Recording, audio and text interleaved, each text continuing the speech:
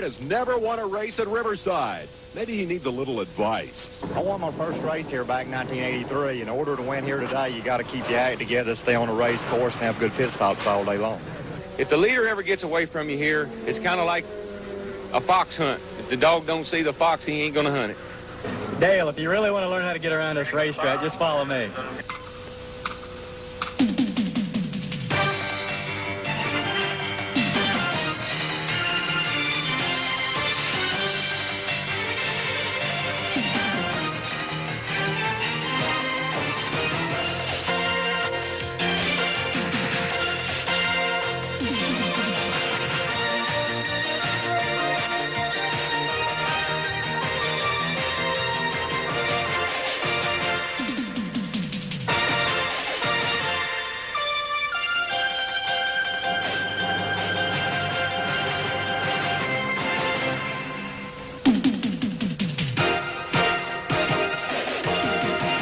Western 500 is brought to you by Purolator, the first name in builders. For pure oil now and pure oil later, it's Purolator. And by Dye. For the ride of your life, it's got to be a Dye. And by the U.S. Armed Forces. It's a great place to start.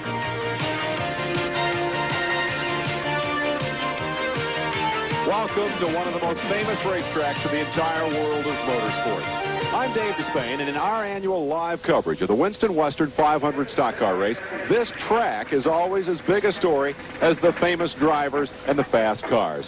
You see, over the years, all the greats from all the great racing series have come here. Indy cars, stock cars, Formula One, Can-Am, Trans Am. They've all raced at Riverside, and this is the only place in the world that can make that claim.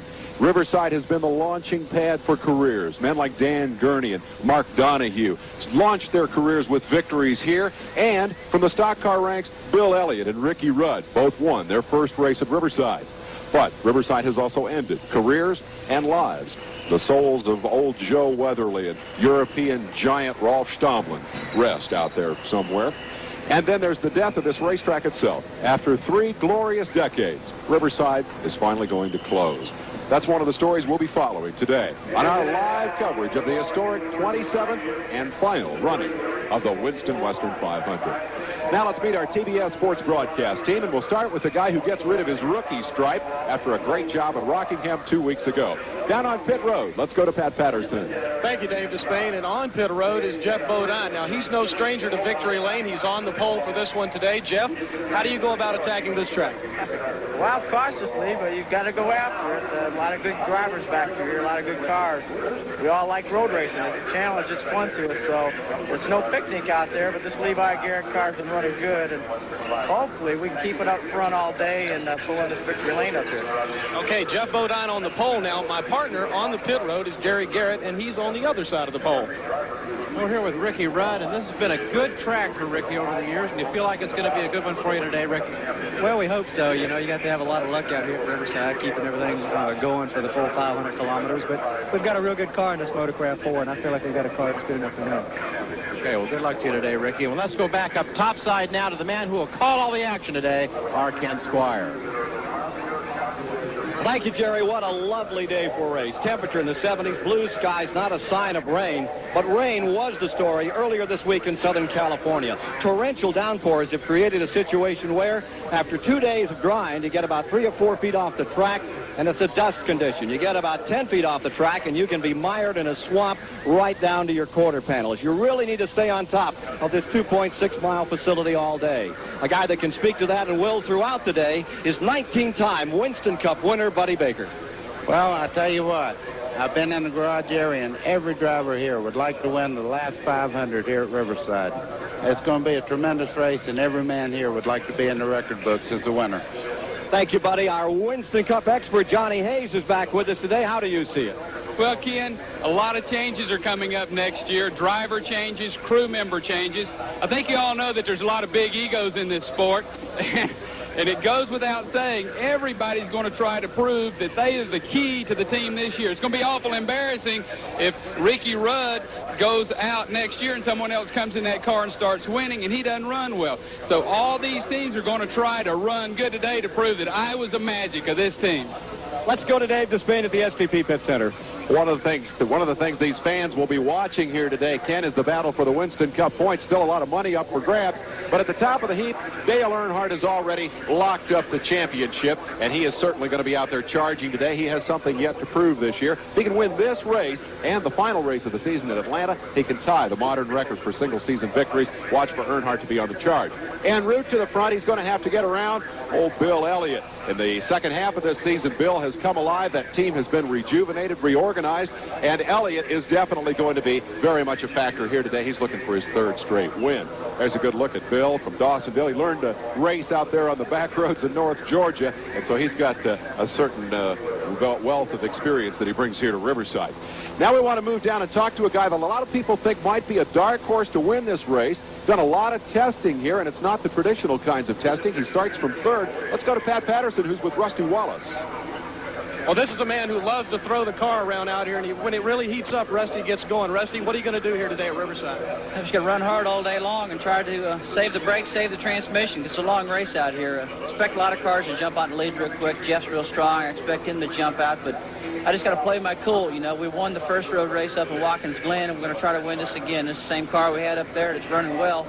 And that Blue Max Kodiak team sure does need another win, and this would be a nice place to get it. Well, Rusty's right behind the pole sitter, Jeff Bodine, as they get ready to fire him up at Riverside. Back to you, Dave. As the crowd is on, we're just about set to get underway here. Those engines will be coming to life momentarily, and as you can see, it is a lovely day after all the rain here. Let's get back up topside at Ken Squad. Thomas W. King is about to give the command to fire the engines and put this race underway. He is the Grand Marshal, chairman of the board of Alpha Beta Stores. 42 cars at the ready on pit road for this 2.6-mile, 9-turn course. It is tough on equipment. Yesterday, let's get the order to start the cars right now.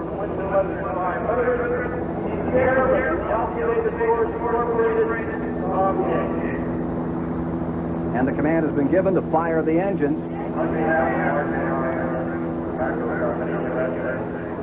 Thomas W. King giving the word to get this field underway.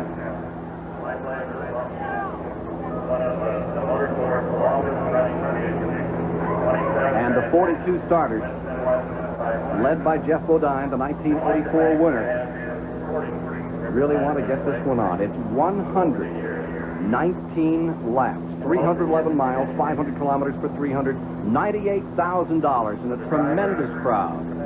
From our TBS helicopter, our Vision Group helicopter, giving you these dramatic shots of this 2.6-mile facility.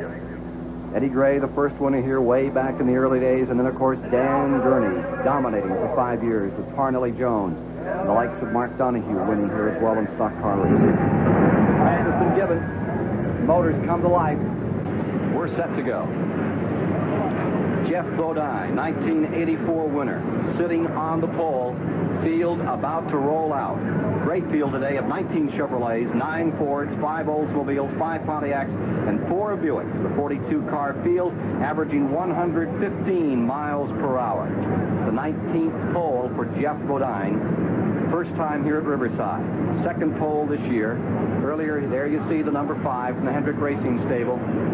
On this beautiful California day, welcome to live Winston Cup action. The most competitive automobile racing in the world is about to unfurl its colors in Southern California. One race left in 1987 when they unlimber these machines in Atlanta, Georgia.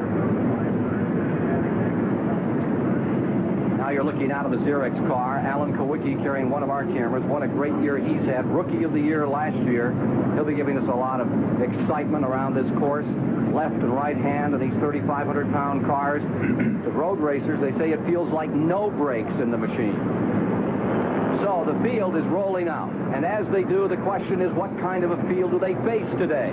Buddy Baker gives us this course description of Riverside International Raceway. Okay, we're coming up on the start-finishing line, starting in the number 1 corner. It's a very fast part of the racetrack, and the car gets real loose right here. You come down, downshift, start into the S's. You want to stay as close to the white markers as you see on the inside of each corner and straighten it out as much as you can. Right along in this area, you're probably running 135 miles an hour. Then he just pulled second gear starting into turn 6, a very difficult corner. Car gets loose a little bit here. It accelerates back up to about 120, hard on the brakes here. You want to stay as close to the inside of this corner as you possibly can. The outside's very slick and covered with a lot of debris, and you have to have a good line starting down the back straightaway. Now you're going down the back straightaway, high gear, and you start down the hill. This is one of the fastest points on the racetrack. You're probably running close to 180 miles an hour now. You go into your switch back to the left, you're probably running 180 right along here, go into third, start getting down on the racetrack, and you want to stay as low as you possibly can. You have to have a good line coming out of 9 to really have straightaway speed coming by the start-finishing line again. Trip around this 2.6-mile track, and we'll be back with the starting lineup for the Riverside Winston Western 500 in a moment. Here's the starting lineup for today's Winston Western 500. In the front row, it's Jeff Bodine, the 84 winner, and Ricky Rudd, the 1985 champion.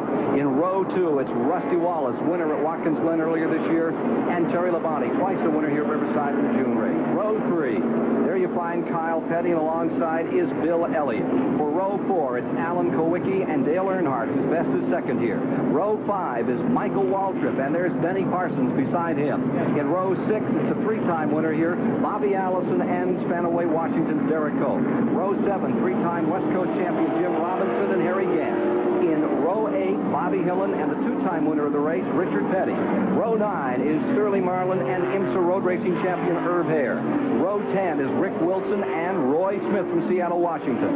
Row 11 is Rick Hendrick out of Charlotte, North Carolina with an onboard camera, and Dave Marcus. Row 12 is Joe Rutman and George Fulmer. Row 13, Davey Allison and Morgan Shepard. In row 14, it's Darrell Waltrip and Glenn Stewart. Row 15, Rick McRae and Giacomo Giacomo. Row 16, Tommy Kendall and Herschel McGriff. Row 17, Harry Gallardi and Ernie Urban. Row 18, Bill Schmidt and Chad Little. Row 19, Phil Parsons and Ken Schrader. Row 20, Dale Jarrett and Jimmy Means. Buddy Arrington and Ruby Garcia round out the field as they come out of turn number 9 and get set for a start. Here we are at Riverside. 119 laps to make the distance this afternoon.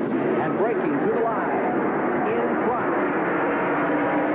Down to turn 1. Who's going to give first as the green comes out from Mr. K? Bodine gets it.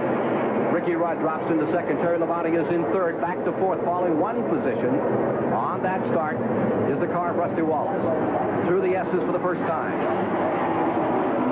And you see car number 5 trying to pull away. Getting about 3 car lengths for just a moment. That'll shorten up right here at turn 6. See Earnhardt running in that 5th position. Going to the 6th spot as they begin to get them going. Bill Elliott here for the lead. Ricky Rudd right there in second spot. Closes in on car number 5, Bodine, at turn 8. Downhill, negative camber corner. Into that long straightaway. Speed here up to 180 miles per hour. It's in this area where Rolf Stolman and came to some 200 miles an hour, and at the end of this long straightaway, turn number 9, the body on the car came disentangled, and he lost his life here 2 years ago. Most critical part of the track, right here, coming to turn 9. Wide open at better than 180. Hard braking on these 3,500-pound cars. And the Chevrolet at Bodine out in front, drawing away from Ricky Rudd in second spot here in the first lap. Meanwhile, a little further back, Earnhardt is trying to get himself around Bill Elliott. At the end of lap number 1 of 119, big crowd on hand today. We see Bodine first, Rudd second. Back to third comes the Rusty Wallace car, and up to fourth moves Dale Earnhardt. Earnhardt is flying. He just passed where you're not supposed to, going across the tunnel area. He is really moving. And he's closing in on Rusty Wallace. There you see Wallace in the 27 car, and directly behind him, the man of the year. 3-time Winston Cup champion, Dale Earnhardt. Won it last year, won it this year, with still a race to go in Atlanta, Georgia. And look at Earnhardt working on Rusty Wallace as he tries to take the spot. Incredible start. Well, you know, Rusty Wallace and Earnhardt are best friends, but they love to intimidate each other on the racetrack. They love to bump each other. They play around. And I'll guarantee you, they're going to get together and get after each other because there's a big ego battle here. Car number 3, Dale Earnhardt, who has never won on this track. He's had a couple of second places here. closes it on Rusty Wallace once again. Here they are in the fastest part of the course. There you see the number 3. Right behind him comes Terry Labonte, a former winner. Then Bill Elliott is next. And big surprise of qualifying, that car of the Wood brothers. 7 times the Wood brothers have won on this track.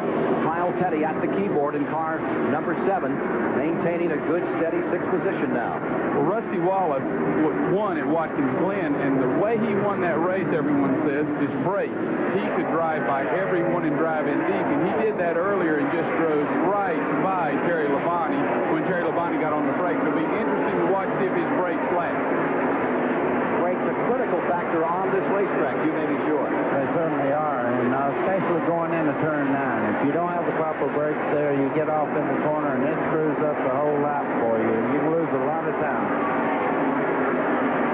Second lap complete, and now from the Superflow in-car camera, you're riding with Rick Hendrick, a rookie driver, a man who owns all kinds of car franchises around the country. Well, Rick Hendricks asked me to tell his kids, Ricky and Lynn, hello for him and not to worry about him. So we're going to take good care of your daddy, and your mom's here, so watch your daddy have a good time. There's the in-car camera for Superflow car, and out in front of from the Folgers car with our Superflow in-car camera. Now, watch these 2 leaders another time. It is Bodine first, Ricky Rudd second, 3-car length differential. Extreme down that back straightaway. Wallace is deployed 3rd, and there you see in 4th the blue and yellow car. That is Dale Earnhardt, 11 times a winner this year. There's Bodine, tries to stretch it out a little bit, gets caught up here in turn number 9. The track record in qualifying for this course is the Tim Richmond mark from 1986 at 118 miles an hour. Bodine in qualifying to 1:17.934 this season. There you see the interval between 1 and 2. Jeff Bodine won this race, as you remember, in the darkness back in 1984. Sparks flying off the car. Bobby Allison looked like he had it won and cut a tire late in the race. Now there's car 15. And you're inside the Xerox automobile. Xerox car of Alan Kowicki, who is running in 11th place. Alan Kowicki can move up through this field.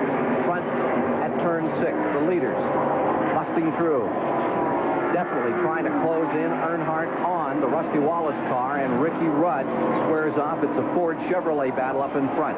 Here's that battle in 3rd and 4th. Rusty Wallace there in car number 27, maintaining an excellent pace as the Pontiac leads that Chevrolet into the long back straightaway. In 5th spot is Terry Labonte, 6th is Elliott, 7th is Petty, Kyle, 8th is Benny Parsons, 9th is Mike Walter. Well, Johnny Hayes, as a race fan, loves to watch these 2 guys get together because they both are very aggressive, and they both know that they're better than the other one, you know, and they're allowed to hit anything, go sideways on anything. But this is macho stuff right here, and I'm sure Buddy Baker loves to see him come. They macho around everybody for Buddy because Buddy, he's not intimidated by those high school boys. Just kids. Well, I'm noticing one thing. If they're macho, they better get with it because the front 2 cars right now are stretching out a pretty good lead over them. And the front car in particular. Bodine, look at him fly through the S's, just leading that car inside and outside, crashes. Back to 3rd place, and there goes Earnhardt in the S's. Scoots by.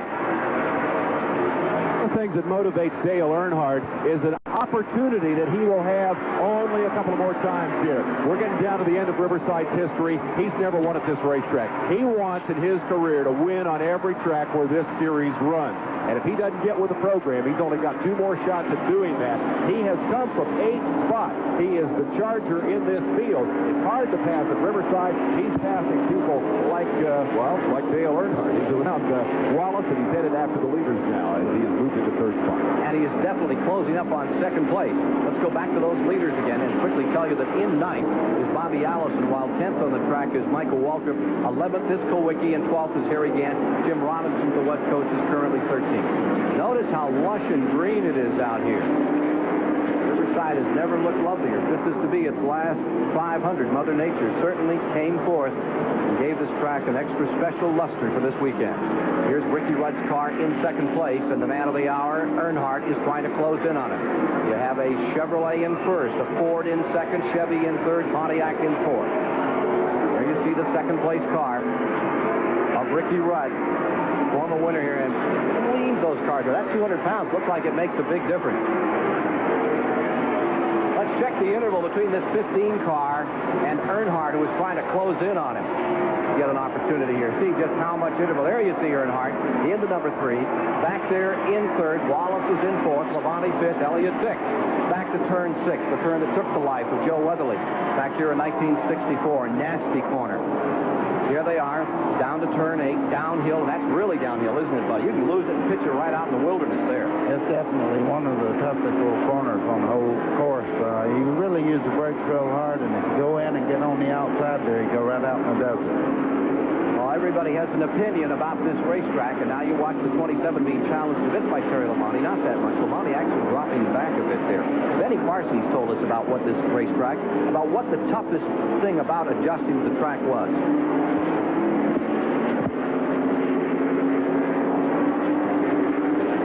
The biggest problem is that you're going to the right primarily, and we always go to the left.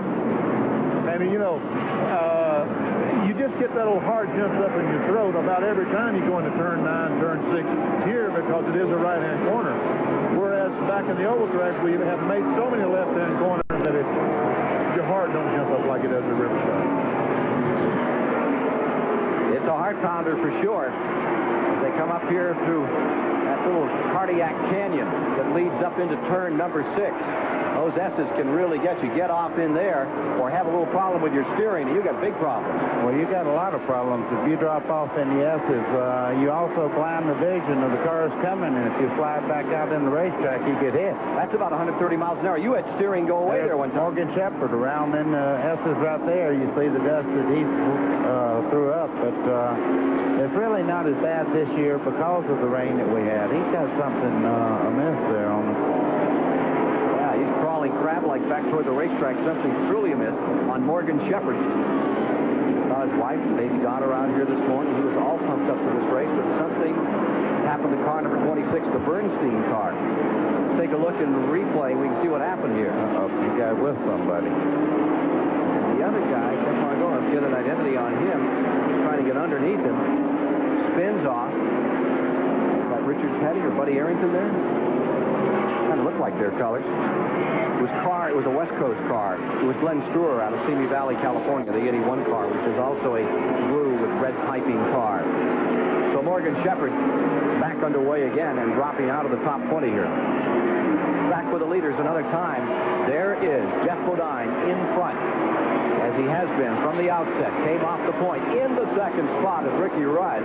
And Earnhardt closing all the time in 3rd. Jeff Bodine with 5 Winston Cup victories to his credit. Since 1979, he's earned over $2,600,000. And going into turn 1, we have a bad smoker. I think Herschel McGriff, defending champion in the West Coast Series, is in trouble. And there's a big oil down here. Indeed, car number 04 has blown an engine, and it is bringing out the first caution of the day.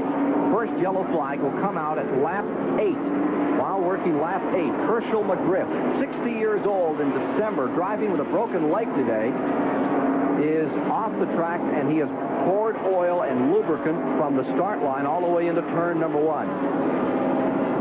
Here's the look from the in-car camera, the Superfocus camera, and Rick Hendrick got a pretty good look at this guy right here as he went off the racetrack, because Rick had been following Herschel around here for about 3 or 4 laps. That's smart on Hendrick's part, because he's the rookie. Even though he's been around racing all his life, he is a rookie driver on this racetrack, and Rick was just following Herschel around. Herschel has driven, I don't know, 300 or 400 races on this racetrack in a career that dates back into the 40s, but now, unfortunately, Herschel McGriff has taken us off the racetrack into a yellow flag condition. The cars are coming on pit road, and we'll be back with more of the action of the Western 500 right after this. On pit road, as all of the front of the field came onto pit road, the Bill Elliott team was changing tires, and as they did, 2 members of their crew were injured. Now we're watching what happened. You can already see Mike Waltrip's car spun around 2 other cars. This is after it has come to a finish. The 9 car was up on the jack, and 2 people were injured. This is one of the worst pit roads, most difficult places to get on. For more on the story, let's go to Jerry Garrett on pit road. Ken right now we have preliminary word that Chuck Hill and Butch Stevens were the two crew members involved. We don't know the extent of their injuries. They're both talking to their fellow crewmen right now. They don't seem to be too seriously injured. We hope not. Yeah. But it's very crowded down here. This pit road is as crowded as it has ever been, and we've got to watch for this type of activity down here. Be very careful all day. Well, that frenzy that takes place when they pit cars, and Elliott was pitting either in the first or second pit as you enter into the pits. NASCAR has closed pit road. No one can bring their car in now. This is live from Riverside, California. There has been an incident on pit road, and two members of the Bill Elliott crew apparently were run over while they were attempting to pit the cars. First caution of the day created when Herschel McGriff blew an engine. Let's go to Pat Patterson. Bobby Hillin Jr.'s car was in, and apparently in that altercation, he had a lot of the front left side of his car was damaged. The crew was trying to mash the hood back down. A lot of cosmetic work will need to be done. That certainly is going to mean he's going to be back in a few more times, but that was the story on this end of the pit road. It happened on the left front of the car. The left front tire man and the carrier, I believe, were the folks involved in the incident here early in the going. We're waiting for an update on the condition of the two injured men on the Elliott crew. Bill Elliott sat there, looked very upset, and they backed him off. His brother Ernie and Dan for just a moment spoke to him, and he has come back on the track. He is back with the field, and I'm sure they're talking to him on the radio now about what is happening on pit road. Again, NASCAR has closed pit road at this time after this crash, and there you see Elliott's car back on the track. He has not lost a lap, but he was running way in the end of the field as he sat there and waited word on his compatriots out of Dawsonville, Georgia, who worked on this car. Again, it was lap number 8 when we had the caution, and as they brought all the field on the pit road, Elliott had pitted very early. He was running well up in front in the first 5 or 6 positions. Let me correct that. He was running just out of the top 5 or 6. He was back a little further than that. He had gotten in with the first group of cars, and as more cars from the rear of the field came on pit road, this incident, I think somebody got hit in the rear. Michael Waltrip got spun around and may have hit someone. Here's Jerry Garrett. Well, we're down here with Dan Elliott, who was also injured just slightly in that. Dan, tell us what happened. Don't know what happened. I came around the car, got my tire off, downed my tire, turned back around. I was putting the other one on, and people came across the top of me. I didn't know if a car hit them or a car hit our car, and it pushed me out of the way, and I fell on my shoulder and my leg, but other than that, I'm okay, but I couldn't see what happened. Well, do you have any preliminary word on the other crew members right now? No, I don't. Okay, well, we also have word that Steve Caldwell, a third and a fourth crew member on the Elliott crew, were also hurt. We will update you on this story. This is pit road where the action is taking place. A serious incident on pit road in the early going involving the Bill Elliott crew. We are gathering some more facts on this, and as we try to piece the story together for you, we'll take a few moments and talk to our pit reporters, try to bring this to you as succinctly as we possibly can. Let's go to a report from Chris Economaki, giving a look back, a senior member of our broadcast team, editor, publisher of the National Speed Sport News. He's absent today, but he has a good excuse, and he is in New Jersey. Here's Chris. Nothing like watching a well-produced stock car race, and I wish I was in Riverside, but this ruptured Achilles tendon has kept my right leg in a cast for the last month, and I can't get around too well. They've asked me to talk a little bit about the stock car season so far, and in looking back, I see some rather disappointing stories. Darrell Waltrip's all-conquering team hasn't turned out to be that way. In fact, Waltrip never started winning until late in the season when his first child was born. And then there's Terry Labonte, like Waltrip, a former champion, who's having a tough season, but not as tough as his car owner, Junior Johnson, who may be having his worst season in many, many years. But I guess the story with the biggest black border on it is the one of Tim Richmond. It looks like he's been lost to stock car racing for good. Now, whatever circuit Tim Richmond decides to go to, it better be ready for a glare of publicity, believe me, because it's going to be there. Now on the upside, like Dale Earnhardt winning all those races, Cale Yarborough and Buddy Baker are making noises about calling it quits after the 1988 season. The question arises, who are going to replace these great stars?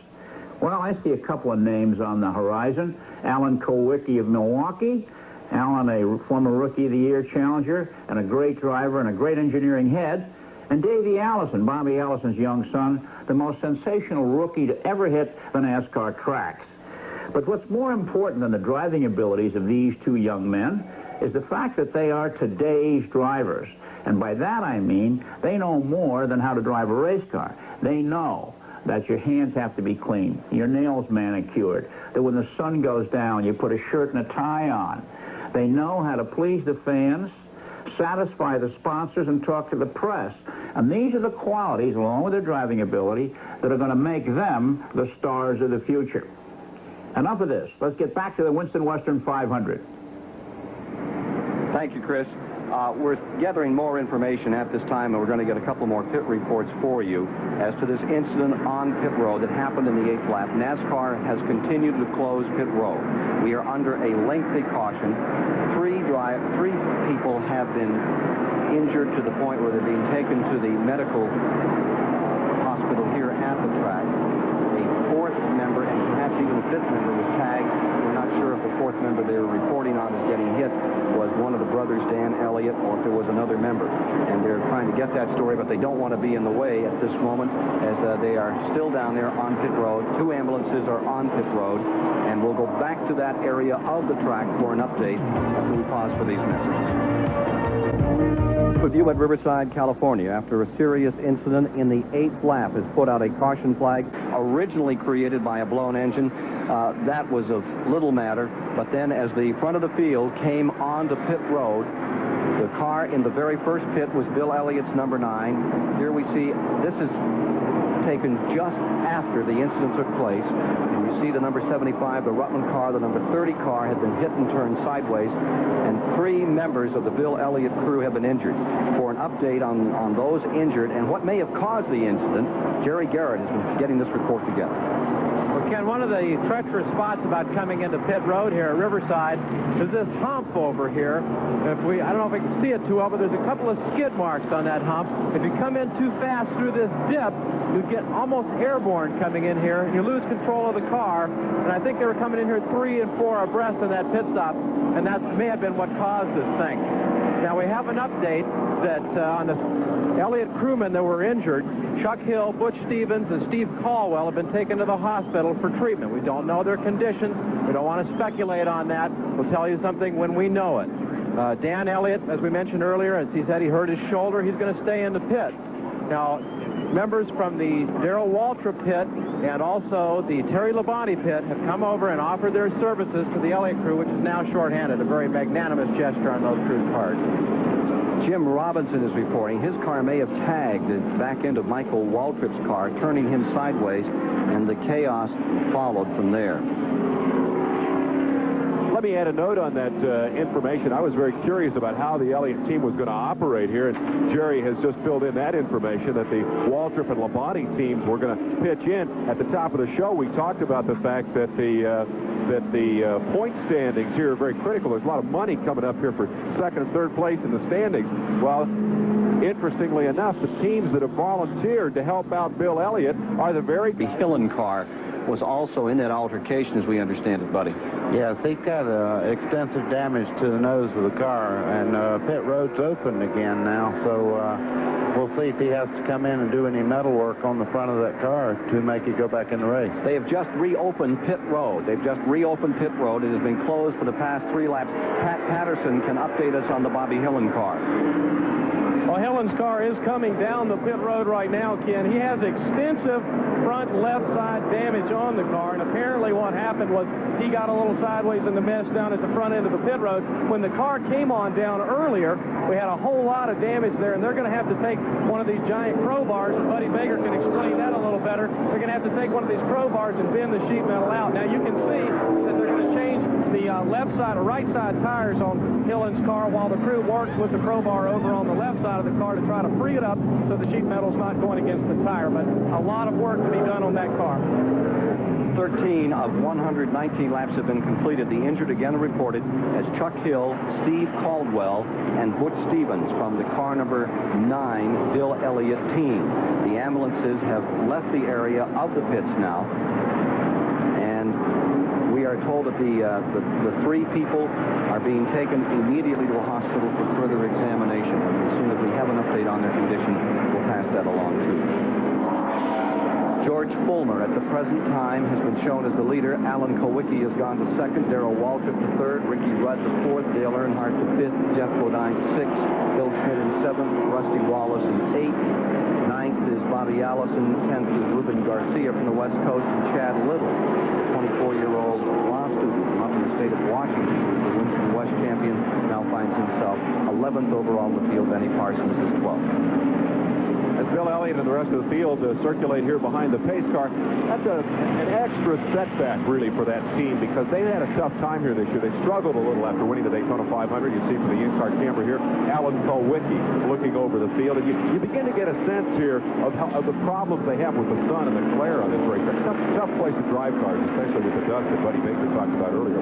To get back to the Elliott story, they really regrouped here at the tail end of the season. They had some tension in the team. Ivan Baldwin, the West Coast guy who had come back and was helping them with the cars, that just wasn't working out, and Ivan has left. Ernie reorganized things and really got things back together. They won 2 races in a row, but now, of course, that crew is handicapped once again by the injuries that have befallen them here. They really wanted to end this season with a sweep of the last 2 races.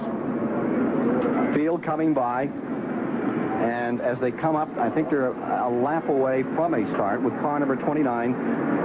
George Fulmer's car in first, and number 7, Alan Kowicki, in second, with the third spot, Darrell Waltrip. Fourth spot is Ricky Rudd, and then comes the Dale Earnhardt car in fifth. Bodine is in sixth, and they were the runners in the early going right up in front. This has to really be so difficult for Bill Elliott. He knows these people. He likes these people. They're part of they're really a family out there, and how he gears himself back up and gets down to that hard part of this game, which is focusing and staying directed at what he has in front of him. It's going to be very difficult. Well, Ken, I think you understand, and the fans, this throws a dark cloud over this entire race, because these people are families. I think you see when everybody goes to volunteer, the kind of friendship, the kind of pull-togetherness that we have there. So it's important that everybody understands that these people, even though they race each other hard, they'll love each other and they'll do anything they can for each other. It is a tough moment for Elliott, that is for sure. Rick Hendrick is out here racing today, and of course he has 3 different teams of cars in Winston Cup racing. Decided to give it a crack himself, and he's been a pretty fair racer in other forms of motorsports over the years. A millionaire Chevy dealer who fields a powerful team in Winston Cup racing with Darrell Waltrip, Benny Parsons, and Jeff Bodine. But this week he also is a rookie race driver, and he's making his Winston Cup debut.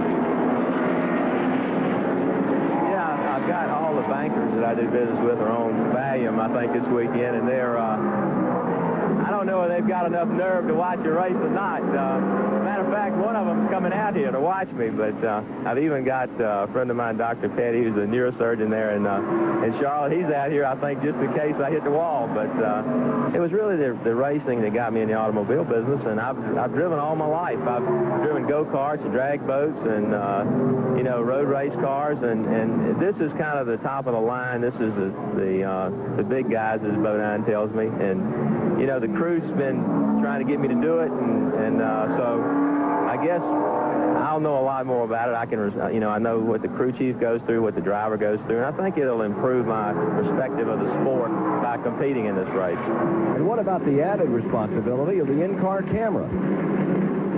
I didn't think about that camera when I told him it was okay to put it in the car. And now one of the drivers said, well, there's one nice thing about that. The whole world's going to see every mistake you make. So, but, I know all the excuses, Ken. If you don't run good, you don't have a good motor, or you have a bad set of tires, or, the crew chief put in the wrong spring. So whatever happens out here this weekend is not going to be my fault, because I've been trained by the best, and they've told me what to say. So it's going to be somebody else's fault no matter what happens. Rick Hendrick giving it a great shot here today. Bulletin on our story from pit road. The injuries are being reported as non-critical, not life-threatening, and that is good news on Chuck Hill, Steve Caldwell, and Butch Stevens. Injuries are non-critical, not life-threatening. That is the latest word from NASCAR, and their booth one floor below us here on the start-finish line at the Riverside International Raceway. We are now showing 15 laps complete. We have been under caution since the 8th lap when this incident took place. And Buddy Baker, let me ask you for just a moment. When something like this happens, you've raced so many times, you've had situations develop like this in your career.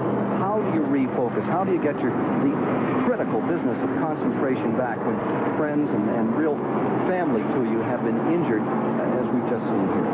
Well, you know, our pit crew is only 2 spots away from the accident, and it kind of got me like if it really happened and I was driving today.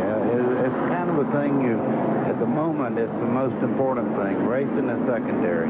And then you get a report like you just gave everybody. Everybody's okay. They have injuries, but it's not life-threatening and things like that.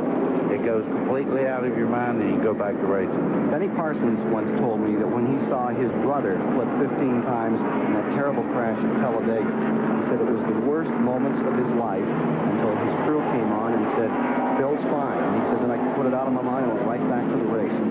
I know what you're talking about. I raced Daytona against my dad, and he had a bad accident coming off the second corner one time. And when I come back by, you know, you really just want to stop and go over and do what you can, but the best people in the world are working on these people and make sure they get to the hospital. I come back by the next time, he was standing out by the race car. They're putting him in the ambulance. He waves to me. Nothing feels like that. That's the greatest feeling in the world. Ken, I think the Benny Parsons story was a classic because I owned the race car at the time he drove, and I owned Phil's car. And as Phil flipped, we all thought the worst, and Benny wanted to park the car very badly. I ran to the hospital, and Phil was arguing with the people, telling him not to cut his uniform off. So I knew Phil was okay, right? So I called Benny and say it's okay, and boom, Benny says, change me 4 tires, I'm ready to go to the front. Let's go to Dave Despain at the STP Pit Center.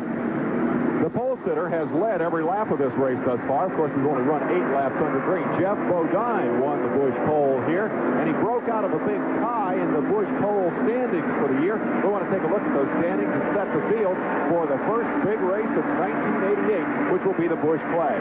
Bill Elliott has locked up to $25,000 for winning the most poles this year. Then look at the rookie, Davey Allison. Here you see Bodine. He moves up into 5th spot in the standings. Behind him, all the guys who have won a single pole this year, and they bring the field for that race up to 12 drivers who will be working down at Daytona next February. The one name missing from that list for the first time in 13 years is Darrell Waltrip. He was going for the pole here at Riverside, looped the car, had to qualify the second day, and ended up starting 27th. If for the first time in 13 years, Darrell is going to avoid going without a pole, he's going to have to win the pole at Atlanta in 2. That's the Busch pole report. Waltrip looped that car in the very first turn. 13 years. He gets one more shot at Atlanta, and then I don't know about the wild card situation. Potential for 14 starters in the Busch Clash come February at Daytona. Here's the field, and you see George Fullman, and he is leading for the first time in a Winston Cup race since 1974. As they come down for the green flag, they'll take it on the back straightaway. They'll take it just after they come around this turn number 8 and get ready to go. Here they are, back under race conditions and breaking out in front as they take that green. Car number 7, Alan Kowicki going forward, and Darrell Waltrip on the inside. The orange car, Waltrip, and there's number 7. Here is Earnhardt busting through. As they come down underneath the bridge for the first time, we find Waltrip is in first. And Ricky Rudd comes into second, Alan Kowicki dropping into third. Back under green. From the Xerox in-car camera, here they are around turn 9, back to the start-finish line. At the stripe, they complete 17 laps, shifting into turn number 1. And you see a big challenge being put on Kowicki's car. That's Earnhardt pulling alongside him. Here are your 2 leaders. And you see Earnhardt already pulling up into third. Alan Kowicki, the little independent, crawling to fourth in that Xerox car. There's the number 15, Ricky Rudd, seeking a second victory in this Winston Western 500, closing up on Darrell Waltrip, who won it back-to-back in 80 and 81. Alan Kowicki a bit high there for a moment, and he's being challenged again. Bodine is the man who's come into third. Bodine has come third. Kowicki is fourth, and Earnhardt is right behind him. Now Earnhardt's right in front of him. There's Bodine into third. And in fourth, it is Dale Earnhardt, with Alan Kowicki falling to fifth, and in sixth is Rusty Wallace. George Fulmer back to seventh. Well, I think when they started there, I believe Darrell Waltrip, the way he slung by everybody, he probably said, thanks a lot, Waddell. That was nice power. Now look at this battle up in front. And as we watch the leaders going down into turn number 1, car number 15 has gone back in the lead. Look at Bodine trying to dive beneath Waltrip. He gets right on the bottom of the racetrack. Around turn 9, 130 miles an hour here. And it's Jeff Bodine sticking on the bottom of the track, and he's going for second place. Ricky Rudd in first. Bodine in the second. Darrell Waltrip now deployed third. Earnhardt shaking loose comes up in fourth. And Rusty Wallace, who saw the move there as he swung to the inside, takes fifth. Alan Kowicki dropping to sixth. Look at Earnhardt on the attack. May not have won here. He's out of second place here, but he sure uses up that racetrack. Let's talk for just a moment about those who use up that racetrack. Richard Petty does a Methodist job of that, and so for that matter does Joe Rutland. Yeah, they're all over the racetrack. I was a little nervous when I realized that my car was starting directly behind Richard Petty. I told him just go ahead and knock the windshield out and go get another one to put in about the first pit stop. Because he gets out in the rocks and throws them at you a little? Yeah, he'll throw more rocks than you can carry in him one day. And, of course, Buddy Baker's car is being driven by Herb Hare from the International Motorsports Association. Brilliant young driver out of Peoria, Illinois. Look at the battle up in front, 15 and 5. The red car, the Ford, is Ricky Rudd. Right with him is Bodine, and Bodine loves this turn 9. He just flies in there, flogs that Chevrolet as he moves in on the Ford. Let's go to Jerry Garrett for his observation here. Well, Ken, we're down in the pits of Sterling Marlin, the number 44 car right now. There's a lot of consternation down here. When they closed pit road, no one could pit. When they opened it back up finally after several laps, there was an ambulance parked in Sterling's pit. He was not able to pit. As a result of that, he has gone from second place to last on that restart. He's now flying up through the field, and his pit crew is trying to control with the NASCAR officials and get him repositioned in some equitable spot in the field because they don't think what happened to them was fair. Earnhardt in third, and into fourth falls Waltrip. Wallace in fifth, Kowicki in sixth, Bobby Allison seventh. As you see, Dale Earnhardt trying to close in here. Rusty Wallace is also on the move into the fifth position, moving around Kowicki. It's amazing how well Kowicki has done this year. Back to full song another time. There's a very slow car just in front of those leaders. Somebody off the pace just a bit. Looks a little like George Fulmer's car, but I can't believe it's him. That is car 81 that's in trouble. Glenn Sturer from Simi Valley, California, that's off the pace. Look at Bodine. Once again, trying it outside, buddy. Well, you know, when he qualified, he was much quicker through turn 9 than any car that qualified, and that seems to be a strong suit, but Ricky Rudd's using a lot of racetrack getting into 9, and he can't make his move. And those two together are pulling away just a tickle from car number 3, Dale Earnhardt, in the third position. Waltrip in fourth, Wallace in fifth. Going sixth is Alan Kowicki, and he's about to get some heavy pressure from Bobby Allison. Well, Bobby Allison's always been a great road racer. He's doing a heck of a job today. He's coming up through the field. And Bobby's aggressive, but he's also smooth and he's smart, and he will take care of the car and use it when it's necessary. Leaders around turn 6. Down the hill. There's no turn 7 on this track. Turn is disregarded for some time. Here they are. Same turn 8. Wide away, negative camber. And Ricky Rudd stays out in front. Two previous winners in first and second. A man seeking his first win here, Dale Earnhardt, who has won 11 races this year, being trailed by Darrell Waltrip. And pulling away from it. Boy, a lot of power out of that Lula Rosa engine. Car number 3. Here's Bobby Allison trying to close up. Now here comes the Alan Kowicki car. Remember, that's in 6. Bobby Allison right there with him, and also Parsons. Parsons in the 35, Terry Labonte back there. Here's Bobby Allison's number 22 around turn 9 and trying to close in on number 7, Alan Kowicki. Number 3 is Petty. Earnhardt comes on pit road. Unexpected stop for Earnhardt. Richard Childress' team ready for him as he pits all the way on the far end. I'm sure he cut down a tire. This is the kind of thing you face at Riverside. Those tires are thin, they get hot, you can push a rock through them very easily, and that's just the kind of problem you have here, so you just have to go for it and change them. 12 and 1/10 seconds for tires on car number 3. And that is a great stop. That is a great stop. Dale Earnhardt back on the course as you see the field rumbling up on him here. There's Chad Little, the guy that just won the Winston West Championship, right behind Earnhardt. Back with the leaders again. Ricky Rudd, number 15, staying on the point. And perched on his rear bumper. Here comes Bodine looking again. Here's Bodine trying to draw alongside. They're even at 180 miles per hour. Who's going to lift first? Rudd pulled over and gave him room to go by, so I'm sure Ricky said, well, I pulled you down that straightaway 7 or 8 laps. I'll let you try, and I'd like to follow you a while and see if I can't work on your rear bumper like you've been working on mine, big boy. Here they are, car number 15, Ricky Rudd back to second place now. Bodine, man is set on the pole, now back in first. Chevrolet leads it. Ford is in second. Chevrolet is in third. Rusty Wallace's Pontiac is in fourth. Then it's Alan Kowicki back there in his Ford in fifth position. There's that battle developing now for third spot. Darrell Waltrip has his rear mirror full of car number 27. I just noticed when Darrell and Rusty come through 9, he gave him a little shot to let him know where he was at. He's getting his attention. I wouldn't be surprised to see Rusty get by Darrell pretty quick here. He's on the move. See, that isn't done in road racing. Road race people don't see that kind of thing happen. You don't go up and tap somebody's bumper. That's just regular stuff out here. Well, it's not being mean. It's just letting him know that you're fixing to make a move, and if he don't plan to pick up the pace, you're going to make a move on him.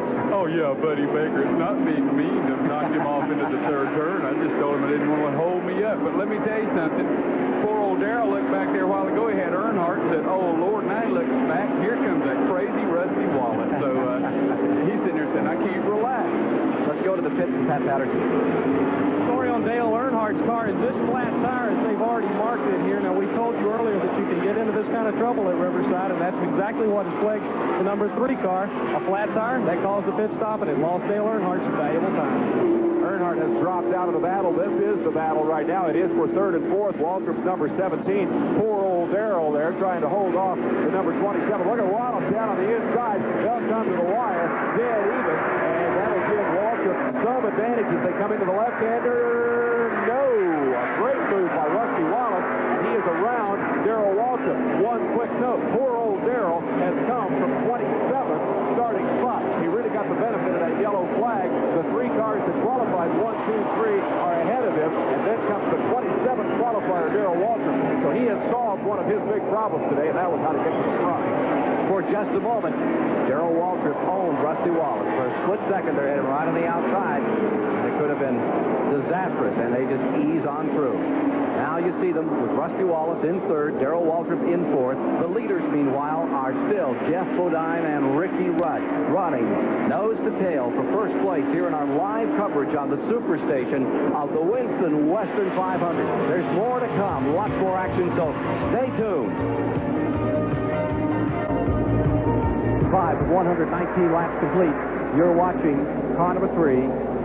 That is Dale Earnhardt fighting his way back to the field. He dropped to 29th after he had to come in for a tire change. He's just passing Davey Allison, closing up on Jim Robinson, 3-time Winston West champion. Up in front, Bodine leads, Rudd second, Wallace third, Waltrip fourth, Allison fifth, and flying, Parsons sixth, Labonte seventh, Kowicki eighth, Kyle Petty is ninth, Terry Gannis in 10th.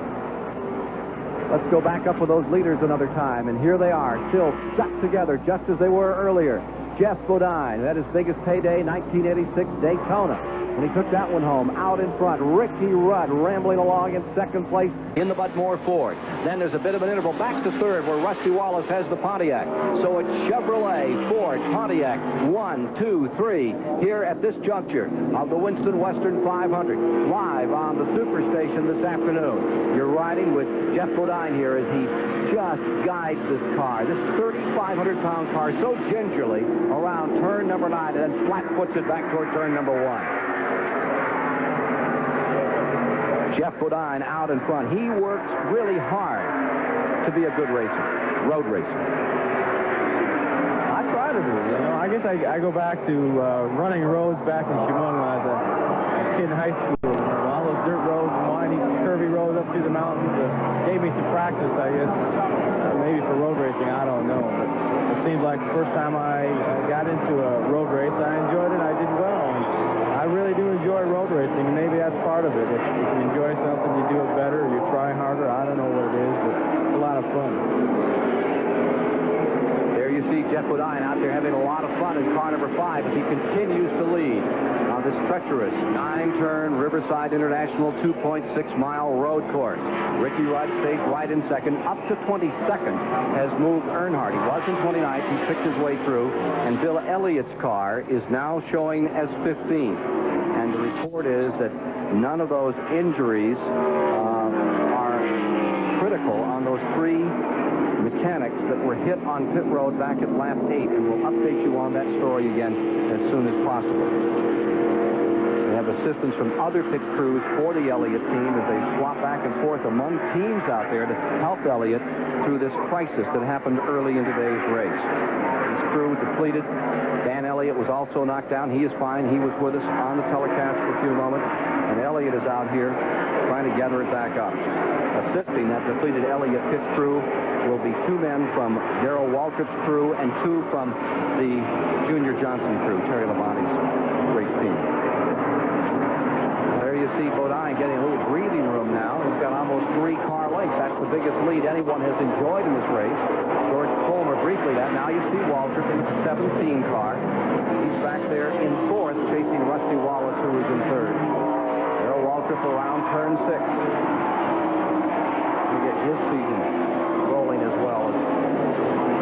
Darrell Waltrip is having a lot of pressure coming up from behind him. Bobby Allison, Benny Parsons, Terry Labonte are hooked up together coming after him. There's a slow car in between, but it won't be long.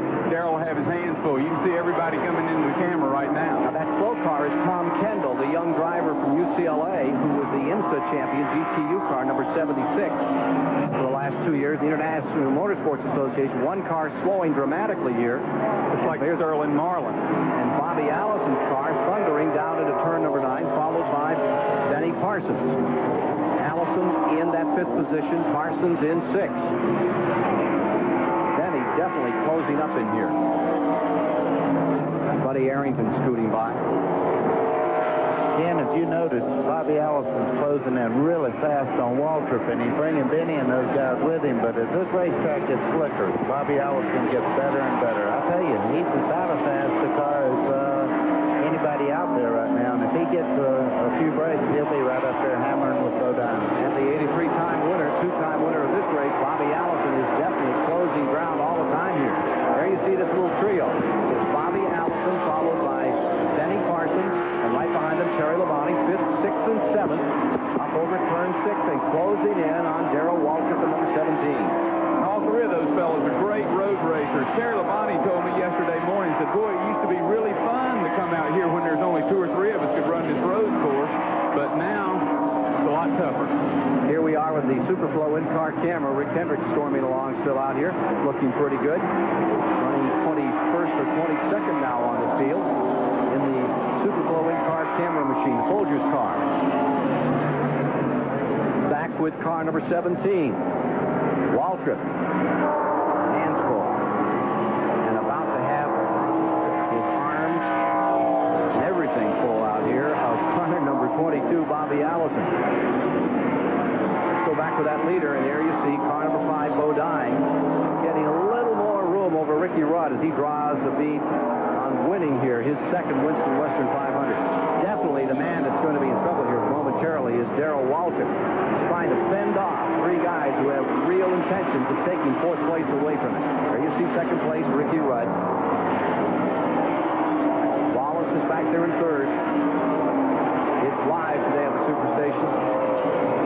Bodine, for the moment, looking pretty good. We have 1 car off the course, easing down to the bottom. When they get off, they get, and that looks like a blown engine out there. That's one just getting off the course. Yeah, he's definitely out of here. I wonder if that is Tom Kendall's car. Talking about just moments ago. One of the West Coast cars. Again, there's one thing about anything that happens like this. I imagine Rick Hendricks, I was watching him 2 minutes ago. I bet he's wondering right now, how slick will this thing actually get with all these blown motors and cars sliding all around? And it really go to Jerry Garrett on pit road. Well, we're down here with Sterling Marlin, whose troubles continue. We mentioned earlier that he had an ambulance in his pit when he tried to pit earlier and had to go from second place on the track to last. He was right behind Dale Earnhardt coming back up through the pack, but now he's broken his shifter. And he's had to have his crew put it in high gear for him to get out of the pits here, and he's going to have a real tough time the rest of the day, I think. Here he is back on the track, car number 44. Sterling Marlin in the Billy Hagan car. And the driver is okay, and I think that is Kendall. That is Tom Kendall. Youngster, 21 years old, has a great future in racing. Strong road racer. He's going to go to the IMSA banquet up in Michigan on Monday night, where he will take the GTU championship for the second year, but a very short day after a wild ride. Here's car number 5, Bodine in the lead, Ricky Rudd in second. They continue to lap cars, and Waltrip back here in the 17 is really beginning to feel a lot of pressure. The 27 car of Rusty Wallace maintaining third. Darrell Waltrip is in fourth, and as that car comes around turn 8, the Waltrip car, he has Bobby Allison. Bobby Allison right there with him. Allison runs in the 5th position. Benny Parsons is in 6th. Terry Labonte is in 7th. Watching this battle brings back some fond memories of our previous telecast here at Riverside. Remember old DW and Bobby Allison in the 17 and 22 now battling for the championship, coming right down to the wire here at Riverside year after year. Bobby's going to try Darrell on the outside. Oh, that's a long way around. Is he going to get it? How about that move? Those two cats between them have won 11 races on this racetrack. You're talking about a couple of serious Riverside rollers right there. But how about Bobby Allison? Darrell's going to the pit. Yeah, here's Waltrip on pit road. Here's Jerry Garrett. Well, believe it or not, Ken, this is a scheduled pit stop for Darrell because he also was blocked on his pit approach during that last yellow by the ambulance. So he didn't get to come in. He has to come in now for fuel. This is a regular outside tire stop. He's going to be getting no chassis adjustment, 2 cans of fuel, and just those left side tires he's back out of the way. It's like 17 seconds for car number 17. As Darrell Waltrip rejoins the field, Bodine and Rudd continue their own personal vendetta up in front. Here's Waltrip back out. We'll check his position down for you as Bodine leads. Advantage, maybe 4 car lengths over second place. Ricky Rudd, Wallace in third, Allison in fourth. Parsons now to fifth, Labonte to sixth, Harry Gant in seventh. What about the range on these cars today? Well, I talked with a bunch of people before, and they were hoping somewhere around 78 miles, around 30 laps would be normal to come in and check and make sure everything's going okay. After they do that, they can adjust on the next stop and say we may get 82 or 83 miles. It depends because of the gas sloshing, everything going on. You have to have sophisticated fuel pickup. It's a very complicated thing. This thing can be won on gas mileage. So Bodine, who usually has pretty good range, Gary Nelson is a master of making a car run a long way, as is Ernie Elliott, currently is in front. And after one long caution created after an incident on pit road, this race settles down into a Jeff Bodine Chevrolet versus Ricky Rudd Ford battle with Rusty Wallace's Pontiac in third and Dale Earnhardt continuing to slice through the field and get back into this thing. He's currently running in 15th place. Back with more in a moment. Irvin's car, which is sponsored by Dale Earnhardt. Started out in California, moved to the east to get started, and he spun just a few moments ago up here in turn 9. There's Mike Waltrip's car number 30 looping for a moment. Look at what you can see. Now there's the number 30, and you can see what a dust cloud he put up. Here's Ernie Irvan down here. He loops it right in turn 9, critical part of the track. Got it around, and he didn't touch anything. He's able to continue on, and no caution.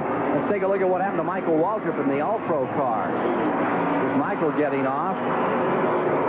Made a correction to try to get it back. Made another correction to try to get it back. Made another correction. Oh, me. Boy, he looked like he had the eraser out on that, didn't he? That's a major stand there. He's all right, and he continues on, and there is no caution on the track. Here's Ernie Irvan. What a story there is in Ernie Irvan. When Dale Earnhardt is on the racetrack, you either love him or you hate him. His aggressive driving style has been a major topic of fans throughout this season and drivers. Well, I'm a tough racer, Ken, and but I'm a good person in person as far as everyday life. I can get along and do things for people and hand in hand. But if you're an anti-Earnhardt fan, you probably couldn't believe Dale could ever be Mr. Nice Guy, especially to one of his competitors. Rookie Ernie Irvan says there's a major misconception about Dale Earnhardt, the driver and the man. Ernie Irvan should know he's benefited from the side of Earnhardt that many fans don't realize exists in the form of crucial support in his first year of Winston Cup racing. He's helped us on our race car, and I mean, he's took it into himself to help us, and we didn't ask him a lot. We talked to him, and he decided to do it, and that just shows he is kind too. It may sound odd, Earnhardt supporting another team whose ultimate goal is to unseat the champion. Ernie says there's only one stipulation. Tells me when he catches me, he says I better get out of the way. And I really feel he's joking, because if I did get out of the way, I really don't think that's the kind of driver he wants me to be. He wants me to race hard like he does, and that's what I try to do. Irvan's plans here include running for Rookie of the Year and eventually beating Earnhardt out of his crown. Well, he's got a lot more standing in line in front of him, but I'm going to get on him for just wanting to win the Rookie of the Year the first year. I ought to be going for the championship, too, so I'll have to get on. If I'm going to sponsor him, he's going to have to be a little tougher than that. Ernie Irvan has given it a good shot. He's currently running in 35th in the track, and you were seeing him, and you'd see cars all over this place, and it looks a little like Rommel's invasion of the desert out here this afternoon. A lot of interesting lines are out to this racetrack on how to get through those S's and several other corners. Let's get back with the leaders again. Jeff Bodine, for the moment, is out in front. Ricky Rudd is in second. Rusty Wallace is in third. Bobby Allison is fourth. And there you see the Jeff Bodine car continuing to dominate the race. He's come off the pole, his second pole of 1987, and after 25 laps, let's review the field for you, give you a look at some of your favorites who may be a little further back than what we've been focusing on in these top 10 or 15 of this road course. That's as of 25 laps complete, with leader Bodine approaching turn number 8. Ricky Rudd is about 6 car lengths back from the leader. And Bodine, he'll run that thing until the wheels come off this afternoon. He really likes the road race. He really does. And I tell you, he's the type of guy that runs Martinsville well, Daytona well, and he gets on a road course, and he's a tremendous driver there. He's just an all-around good race driver, period. He said an interesting thing about this racetrack. You see how Irv Hare's running in 16th there. Jeff was talking to me the other day. He says, if they lose this place, they'll be losing a page from the history books of motor racing. And I think that sums up how a lot of folks feel. We may be watching our last Winston Western 500 here. There's plans to run here next June, but after that, big question mark about the future of this track as housing tracks all around this area continue to move in on it. And for several years, we've been running the last Riverside. Here's car number 27, Rusty Wallace, getting ready to pit as we watch our leader here. And there's Chad Little, the Winston West champion, just 24 years old. And he's won the championship of the West Coast. Rusty Wallace, who's maintaining third spot, is on the pit road at this time.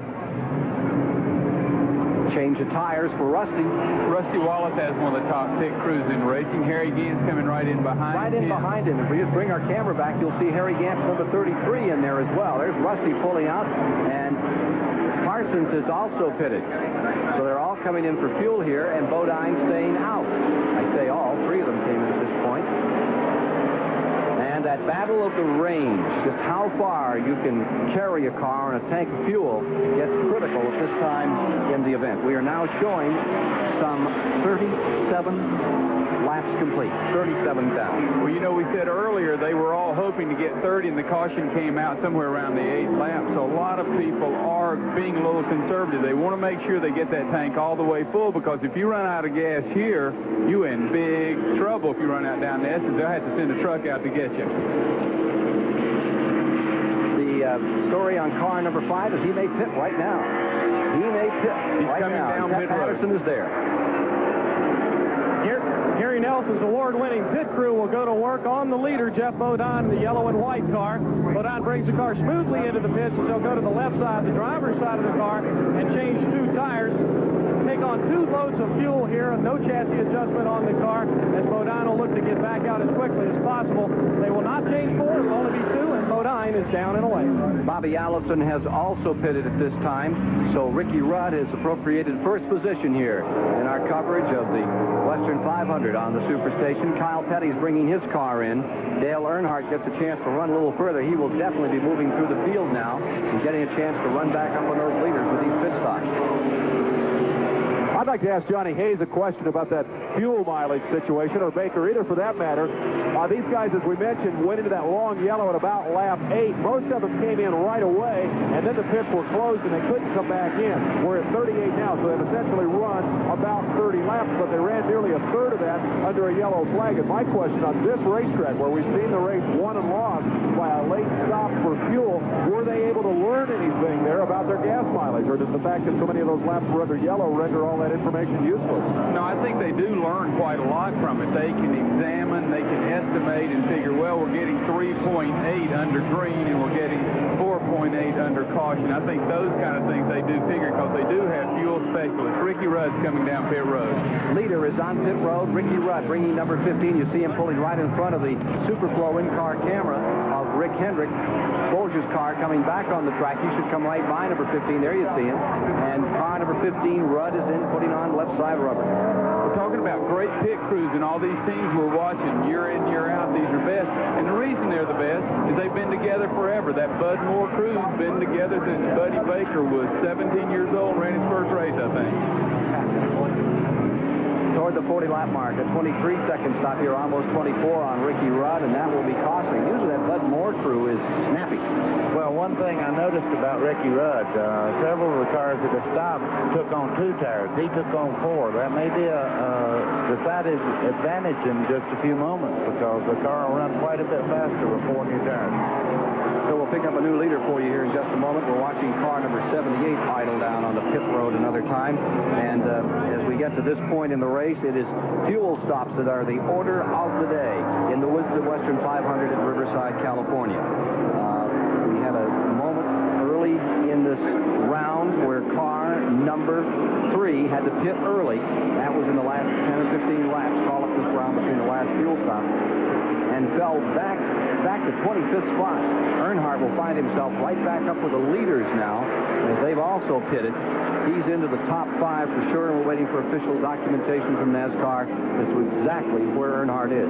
For a moment, Terry Labonte had the lead, but he's giving it up now, and he is pitting in that very first spot. Looks to me like number 9, Elliott, would be the second pit in, where we had this major incident early in the going. 3 members of the Bill Elliott crew were taken to the hospital. There seems to be good news on that. We're waiting for a further hospital report. In the background there, you see the fuel going into Labonte's car. Jerry's regular fuel man, Wayne Dalton, when Bill Elliott was in a few moments ago, fueled Bill Elliott's car. Billy Hodges from the Tide machine, Rick Hendrick's number 17, driven by Darrell Waltrip, went over and jacked up Bill Elliott's Ford. Jeff Chandler off that same team filled up the car. Tourist team regulars Mike Thomas and Ernie Elliott handled the tire changes. A community effort to keep Bill Elliott out on the racetrack after that early incident. And Buddy Baker, whose race car is that anyway? What's going on here? I don't know. They pushed it all the way down the pit road. It looks like they've got a major problem with it. Maybe the shifters are gone, or transmission rear end, something's major wrong with it. They can't get it refired. Jerry Garrett can tell you the answer to what's happened to your car with Air of Air out there. There he goes. Well, buddy, it was, I guess, kind of a rookie mistake. He just seemed to kill it when he was going out of the pits in the hot engine. They had a hard time pushing it uphill. As you know, the pits are uphill to get it started. Well, he's doing a good job in the car. I know what it's like to have one die in the pits like that. It's not a rookie mistake. We all make it. Well, now, buddy, I want to know, though, are you shirking your responsibilities here? Now, you're the car owner. Should you be down there giving that young boy some coaching instead of up there fooling around with the likes of Johnny Hayes and Ken Squire? No, Herb Hare is a fine racer, and he's won 14 out of his last 19 IMSA races. He's doing a super job. We've learned a lot about the chassis this week working with him. He'll be fine. Plus, the other problem that Buddy has is Herb's a lot smarter than Buddy, and they took up a collection on pit road, and they raised $40,000 to put Buddy up here and Herb down there. I don't know if they were afraid afraid to race against you, buddy, or they didn't want you out there with them? What was the real story? Well, it's kind of like you, Johnny. You know, you and I are in the same mental capacity, so it was kind of a swap-off. They put us up here and put Ken to control us this week. They wanted you out of the pits and me off the racetrack. Yeah, this is closed caption for those that don't understand Southern. What I need is a whip and a chair and a Frank Buck hat.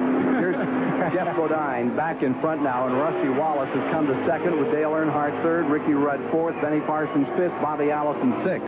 Harry Gant is in seventh. Phil Parsons is up into eighth. In ninth is Darrell Waltrip, and in 10th is Terry Labonte. But the man of the hour, as he has been since the outset, is Jeff Bodine. Here he is in one of the Hendrick Racing Stables cars, leading here in the Winston Western 500. More in a moment. In Southern California today, not only scenic and lovely at that standpoint, but very, very attractive for all of us race fans watching history made once again here at Riverside. Here in the STP Pit Communication Center, leaderboard is empty. That's because we've taken everybody over next door. Let's take a walk and see who the real hard chargers here in this race are thus far. True Value Hardware stores keep track of the hard chargers in Winston Cup Racing with their True Value Hard Charger Award. It works like this. In every race, every lap pays points. 5 to lead it, 4 for second, 3 for third, 2 for fourth, and a point for fifth. The guy who accumulates the most points in the race receives $1,500. The guy who charges hardest all year long wins $25 grand. Thus far in this event, Bodine and Rudd are really close. They've been swapping the lead back and forth, trading those 5 and 4 point laps. George Fulmer got a lot of laps under the yellow when that incident occurred early in the race. Wallace and Earnhardt are down in 4th and 5th spot. These are the guys that are charging right now. Let's get back to the action. Jeff Bodine has won $2,615,000, trying to add to that amount this afternoon here at Riverside, California. Stays in front. Rusty Wallace has now gone to second, and Ricky Rudd is in third. Dale Earnhardt is maintaining that fourth position, and he is coming. Earnhardt trying to make amends for never having won this race and give Richard Childress his 12th win of the season. Looks like he may be ready to next 30 or 40 laps to get right up here and mix it up with this man. Bodine, originally out of Chemung, New York, spent a lot of time in New England. Modified ranks, racing for Dick Armstrong Racing Stable. Now in Winston Cup, he is a fixture after his great victory at Daytona. In a red letter day for him, he won, what, $160,000 or something, his best payday ever. Here he is in first. One thing we have to remember about Dale Earnhardt, he is out of sync with everybody else on the pit stop because of the cut-down tire, and we've gone green all this time. Dale's going to have to pit pretty soon, and that's going to put him back out of sync. Well, we can perhaps get an interval here between that first and second place car of Bodine and Rusty Wallace closing in. Wallace's Pontiac, remember, Wallace won at Watkins Glen on that road course earlier this year. I think it's going to be about 11 seconds, a little over 10 seconds between first and second spot now as Bodine continues to pile up a bit of a lead, which is a surprise for some here today. Didn't set any records in qualifying, but he certainly is putting together a good run at this time.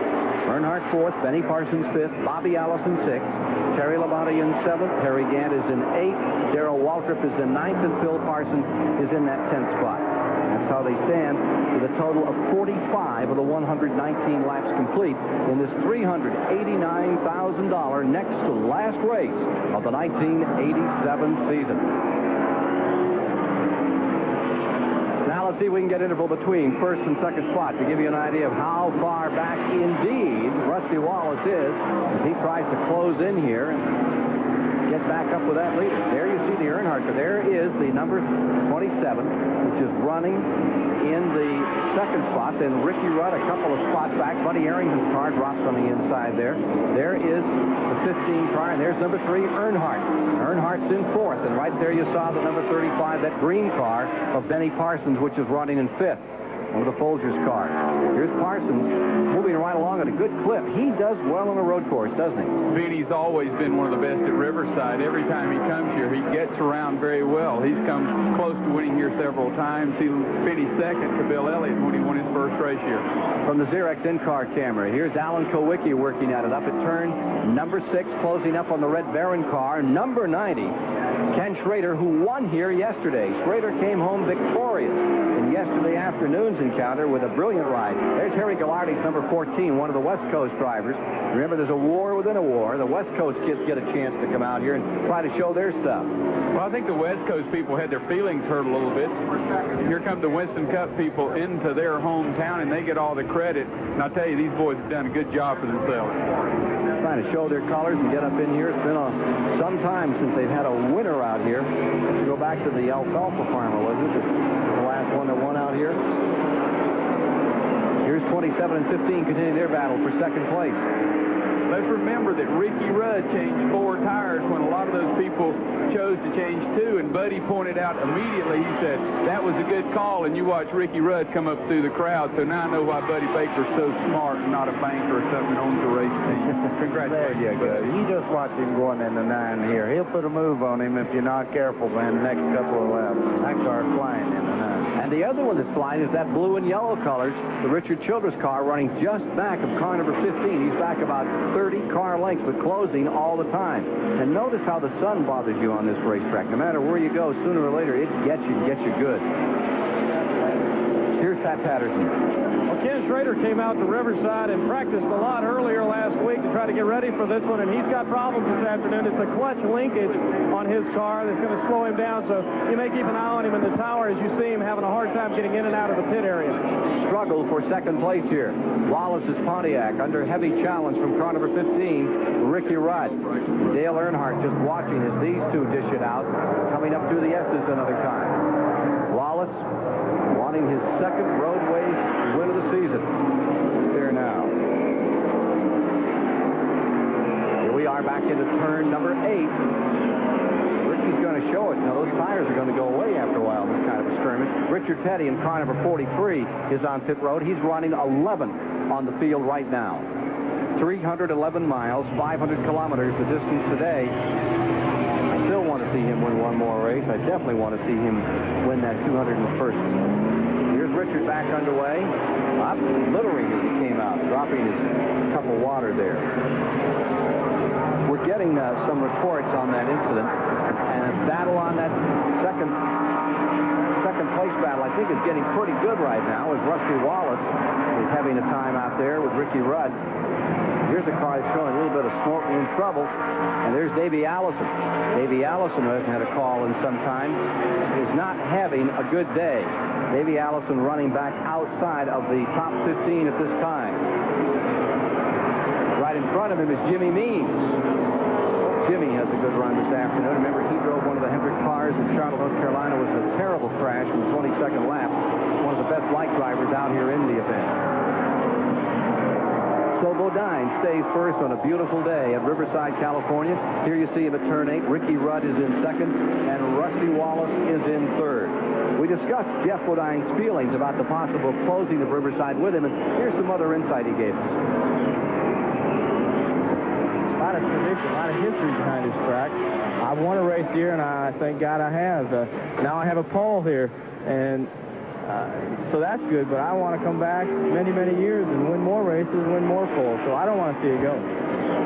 But go, they say it will. The last Winston Western 500 is this day in California. You're watching it live on the Superstation, home of the NBA. Car number 5 stays in the lead with a pretty healthy advantage now of about 12 seconds over Ricky Rudd in second and Rusty Wallace in third. Dale Earnhardt in fourth, and Earnhardt continues to move at a very, very good clip as if he wants to get back into it. We've been checking and getting an update for you as to the condition of those folks that were hurt on pit road in lap 8 on the Bill Elliott car. And let's get to that now. What have we learned, John? Look, Chuck Hill has a broken right arm, but everything else is fine. Chuck's going to be fine.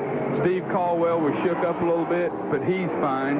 Butch Stevens has a broken leg. Everyone knows Butch, that you buy all your race parts from him, and we're sorry that happened, but they're all doing fine. Well, that's good news. And now we see Earnhardt on pit road, who had been running in 4th place.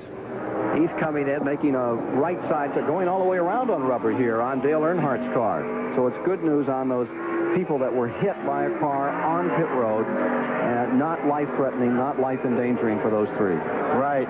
If you notice, everybody on pit road notices how well Ricky Rudd's running now, making the 4-tire change, and they're all going to that on the pit stop. There's only about 4 or 5 more seconds to change the right side, so everybody will probably be changing 4 tires on the stops instead of 2. So Jeff Bodine stays out in front here in the Winston Western 500 as the laps continue to unreal. 49 laps now complete. More in a moment. Yeah, watching the Winston Western 500 and watching Dale Earnhardt here after his pit stop. He has been relegated to the 11th position on the field as he thrashes that big Chevrolet back, looking for his 12th win of the season toward the front of the field. As he continues to make his own personal go at Jeff Bodine in first, Ricky Rudd in second, Wallace in third, Parsons in fourth, Terry Labonte in fifth.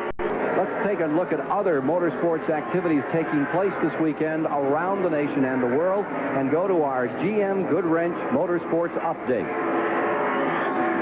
Thanks, Ken. As you well know, the NASCAR season wraps up in Atlanta in 2 weeks, but for a couple of series, this is the grand finale weekend. Just up the road in Pomona, the NHRA finals, which were rained out last weekend, are being held. Dick LaHaye and also Joe Amato battling it out for top fuel season honors. Cincinnati's Mark Oswald, the top qualifier in funny car. Also on that one, Bob Glidden, the 8-time national champ, once again the top man in pro stock. Yesterday in St. Petersburg, Florida, the Trans Am Series held their all-star event, the Fast 5 Shootout.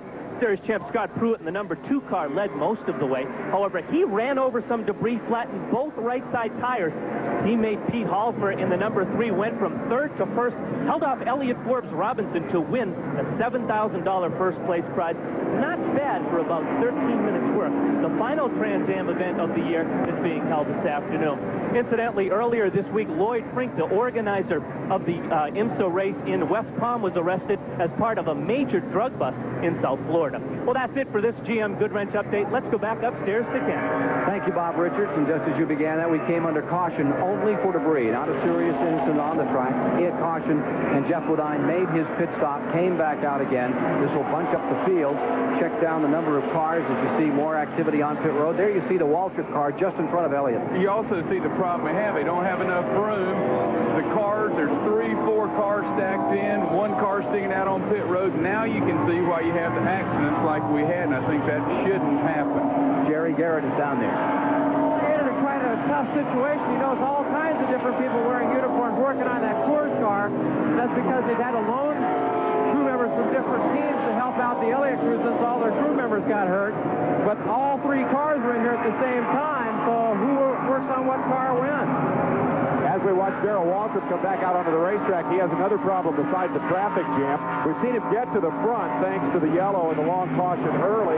He got trapped out of the pits by the ambulance. That let him get up to the front of the field. But the car's not handling the way they would like. He looped it in practice, and they never got it quite right again. All week, he was trying to get the pole and didn't. Now they hope that this yellow flag will give him the opportunity to get the handling back and let him make a run at the leaders. Thank you, David. 53 of 119 laps have been completed here today. 53 down in this $398,000 go. They sort out the field from this caution period. And I believe after the yellow, we're going to see Bodine as the leader and Earnhardt in second with Rudd in third. And we'll also find Rusty Wallace in fourth, Benny Parsons in fifth. We're still under caution for debris on the track. That is the second caution of the day after a lengthy one early. Johnny Hayes. Earnhardt got a real good break. He had just come into pit, put on 4 new tires, had plenty enough room not to get lapped. He goes back out, caution comes out. He moves from the back of the field back up to second, so everyone can get ready for Earnhardt and Bodine to shoot it out. And Dale will be looking forward to that. Jeff will be looking over his shoulder. And Rick Hendrick continues to do a dandy job in his first Winston Cup race, his debut. Fairly auspicious. He may want to replace one of his own drivers out there. I think they're under a great deal of pressure here today. As from our Superflow in-car camera in the Folgers car, we see Hendrick back on the track. Well, it would save them a lot of money if all the car owners could do this. That's the reason Buddy Baker drives his car. It saves him about $400,000 or $500,000 a year. He told me that earlier. So if Rick can eliminate drivers, he can save himself with 3 teams, I think probably $1.5 million to $2 million. I think this could be a whole new deal. Hal Needham probably is going to try to replace Harry Gant. I think this could be a whole new deal. deal. Well, I can get Danny Schiff to drive the backup car. Then we got it covered, all the way. I wouldn't go quite that far. I don't know if I'd put Danny in a car. Here's number 44, the Billy Hagan car, and Billy is a pretty good driver. I'm surprised he isn't out here road racing. He's been to Le Mans, that man that owns the number 44 you just saw on pit road. The field is under caution. There you see them at least one more lap before they turn them loose here today, and we'll see Bodine first, Earnhardt second, Ricky Rudd third, Wallace fourth, Benny Parsons fifth, Bobby Allison in sixth. And let's not discount the red and white colors of number 22 this afternoon. Terry Labonte's in 7th. Harry Gant is in 8th. Ken Schrader 9th. Kyle Petty 10th. Darrell Waltrip is 11th. Bill Elliott in 12th. These are all in the lead lap. And 13th is Phil Parsons with 14th, Morgan Shepherd.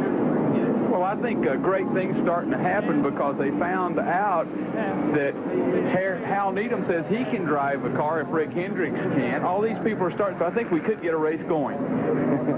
This track has caused a few sleepless nights for a lot of drivers, and particularly for this guy here, Buddy Arrington from Martinsville, Virginia. His first memories of this road course.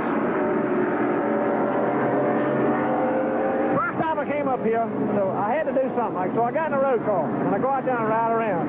And I got it. I was riding automatic. I won't change the gears. I got balled up on my gears where I was going, what I was doing. But when I got up on top of the hill, turn 8, I guess it would be, you really make a sharp turn. You come right back, right just where you've been from. I almost kiss you real bumper, And here I go wide open. I didn't see the turn. It's kind of a hump there. I'm still wide open when I get out there. And I got to turn right. And there I go, right out through the boomers, through the mud and the dirt and everything else.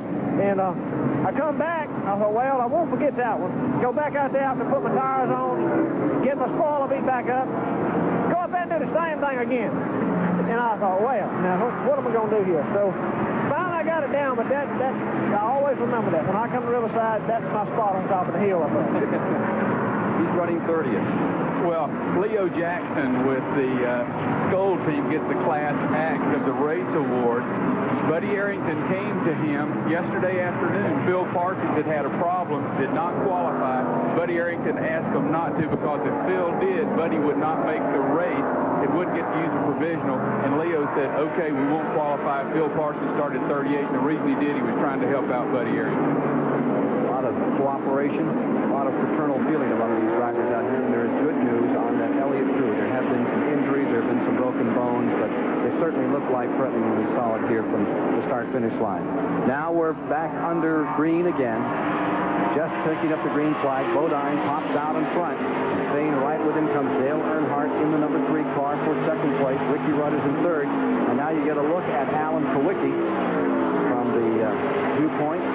Direct in-car camera shows you as he comes into turn 9 how he works that wheel. Looks pretty easy at his job for 130, 180, well, 135 miles an hour in that part of the racetrack.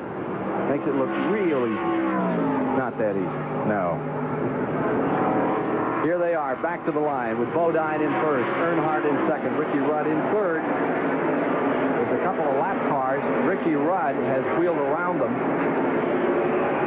Ricky Rudd finds himself around Earnhardt on the sort out going down to the turn 9. Rudd was able to make a move in the Thunderbird, gets himself in the second spot. That relegates Earnhardt to third, and he's got some catching up to do. Wallace back there in fourth. Through the S's, all bunched up. Bunch of cars running in the lead lap here. Well over a dozen. We'll count them off for you. More than that. We now have 18 cars running in the lead lap in a bunch. 119-lap event, 55 laps complete. Here's Ricky Rudd in second place, seeking Jeff Bodine, this man, the leader. And he's got him back within his sights. And here comes Earnhardt in the yellow and blue car there in third spot. Right behind them. That might be Rusty Wallace's car. There's Rusty Wallace's car. There's a lap car in between Earnhardt and Rusty Wallace. Following Wallace is Benny Parsons in the decaffeinated car, and then comes Bobby Allison, Terry Labonte, and Harry Gant. Interesting sponsors in Winston Cup racing these days. With more and more food products. You always think of this as cars and tires and oil, aftermarket products. No longer so. The Piedmont car is half sponsored by Underall. Well, I think what's happening in racing is that this thing's gotten so expensive. You had to build special cars, special motors. You're even having to go to associate sponsors like a Detroit Gasket all these other companies must come in to help you pay the bill, but these companies are using this as a research and development department, and it's a little cheaper than building your own racetrack and abusing all your parts. So if you buy a part that comes off one of these race cars, it has been abused right in front of America, so you do know that that part will hold up. I don't think I want a part off any one of these cars after they finish today, however. There is going to be a closeout sale right after this race, so if anybody's looking for cars, transmissions, motors, just meet us in the garage area. Jeff Bodine stays first. Ricky Rudd maintaining second with Dale Earnhardt in third. Rusty Wallace is fourth. Parsons fifth. Terry Labonte sixth. Bobby Allison in seventh. More in a moment. In the Winston Western 500 here in Riverside, California, this is the battle for ninth. Number 9, Bill Elliott, is up in there. They're challenging Kyle Petty, just barely in front of them. Kyle is in that 9th position, number 21. Then comes the 9 in 10th and the 17 in 11th. There you see Kyle Petty, bottom of the frame, shooting through and trying to sort himself out from some other automobiles. Bill Elliott trying to move up that spot. Right in front of them is Chad Little, the Winston West champion. And they say out here that he could be the next superstar to come from the West Coast. A lap being put on him by Elliott and by number 17, and a lot of smoke off Waltrip's car. That's tire smoke. He gets up there high, the car gets loose, but as you said earlier, the car's not been handling real well, and he's slowing people up behind, and you see the field coming up to Darrell, and Darrell just has a handling problem right now, and I'm sure they'll try to adjust it on next pit stop. So Darrell Waltrip in the number 17, twice a winner in this race. Bill Elliott won here a couple of seasons back, in fact 3 seasons back. Won his first major race right here, trying to get back up in front of those leaders. Well, Ken, down here in the pits, we want to update you a little more on the condition of the crewman, Dan Elliott, who was in the pits after that. We talked to him. He's left the pits now, and he's going to be looked at. He doesn't believe there's anything seriously wrong, but he wants to be checked out. He's complaining of his sore shoulder. I think that later in the race here, you won't see the number 9 car, Bill Elliott's car, come in at the same time that Darrell Waltrip's car or that Terry Labonte's car comes in here to pit, because they've had to work out a little arrangement. If they're going to share pit crewmen, they can't all pit on the same lap. Well, there you see Bobby Hillen's car in serious trouble. Front end ripped up, and now he's coming to a halt where he is. That's a very precarious place. They may have to put a caution flag back out around and get him out of there. Halfway in the race. We're halfway home. I believe they will have to come after him because he's sitting in a terrible spot. He's trying to get back, I think, off the track, but the caution should come out for that. Look at the smoke billowing out from behind Waltrip's number 17 here as he comes off that corner. He's got some serious problems beginning to develop there. That number 35 car right with him. Watching Darrell Waltrip here as he tries to reel in old Wild Bill up there in the number 9. Elliott has not had an all-bad weekend here. Bill, of course, had the misfortune on pit road there just a little bit earlier. But last night, Bill Elliott and Rick Mears, the IndyCar star, ran 150-lap enduro on a quarter-mile racetrack up the road here with 200 cars in it. They put Mears and Elliott up on the front of the field, started them, while 200 cars filled the entire racetrack. So Elliott was lapping people in turn 1. Mears dropped out early. Elliott finished second in a photo finish on the last lap, won $500, got up after the race and said, I have never had more fun in my life. I'll give you back the $500 if you'll let me come out here and do this every week. That was the ball. Bill Elliott, $1 billion bill running for $500. Now here's Alan Kowicki running, hoping to get himself a chance at bigger things in 1988. Rookie of the Year last year, still seeking that first win and building the team inch by inch, brick by brick, to be one of the real stalwarts of Winston Cup racing. Young man from Milwaukee. Ken, I'd like for you to just look at what we have up front.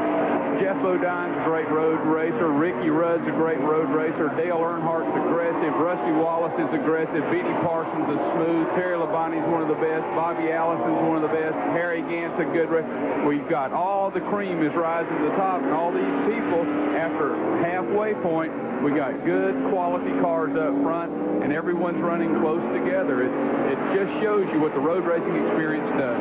And let's, for you fans who follow some of these folks that aren't running up in front, review give the entire field for you through 50 laps. So you know if your contender is still in this race, and we'll shortly give you the attrition as well. We have a pretty good overview of how things are going here at Riverside, California today. As we continue to watch Jeff Bodine totally dominate this event.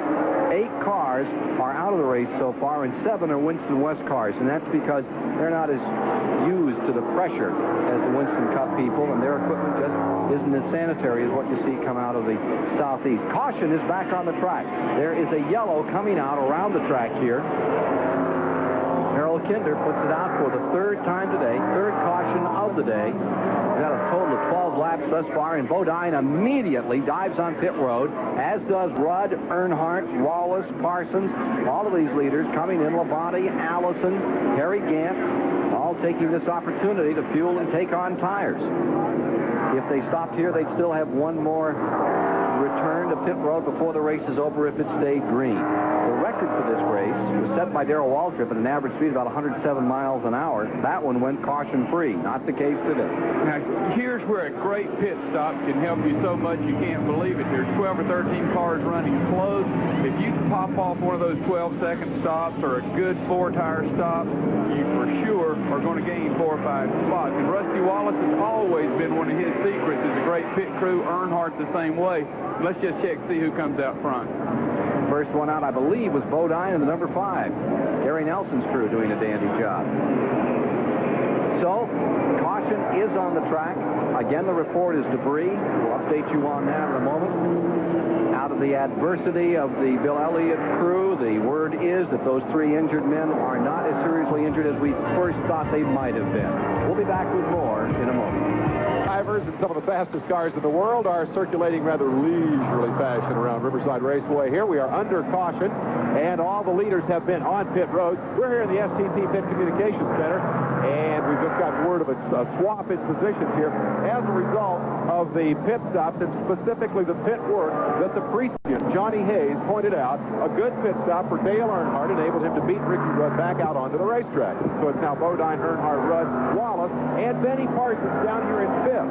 Was it Buddy that talked earlier? I think it was Johnny who talked earlier about road racing experience. Benny Parsons got some good experience in that 55 car this week. It's great to work for a multi-million-dollar car owner because when Rick Hendrick decides to go run the race, he just comes in and rents the racetrack for a couple of days of practice. And when you're a teammate in the number 35 car of your car owner, you get to go out there and run around too. Those who were here early in the week got a good look at that 35 car out there mixing it up with his boss. But the important thing is that Benny took it very seriously. He had him out there drying off the racetrack, cleaning off the mud. He wanted to run a lot of laps because he wanted to run well here today, and he's up to 5th spot, so Benny Parsons is definitely a factor to win this thing. Let's get back to the booth now and the terrible trio.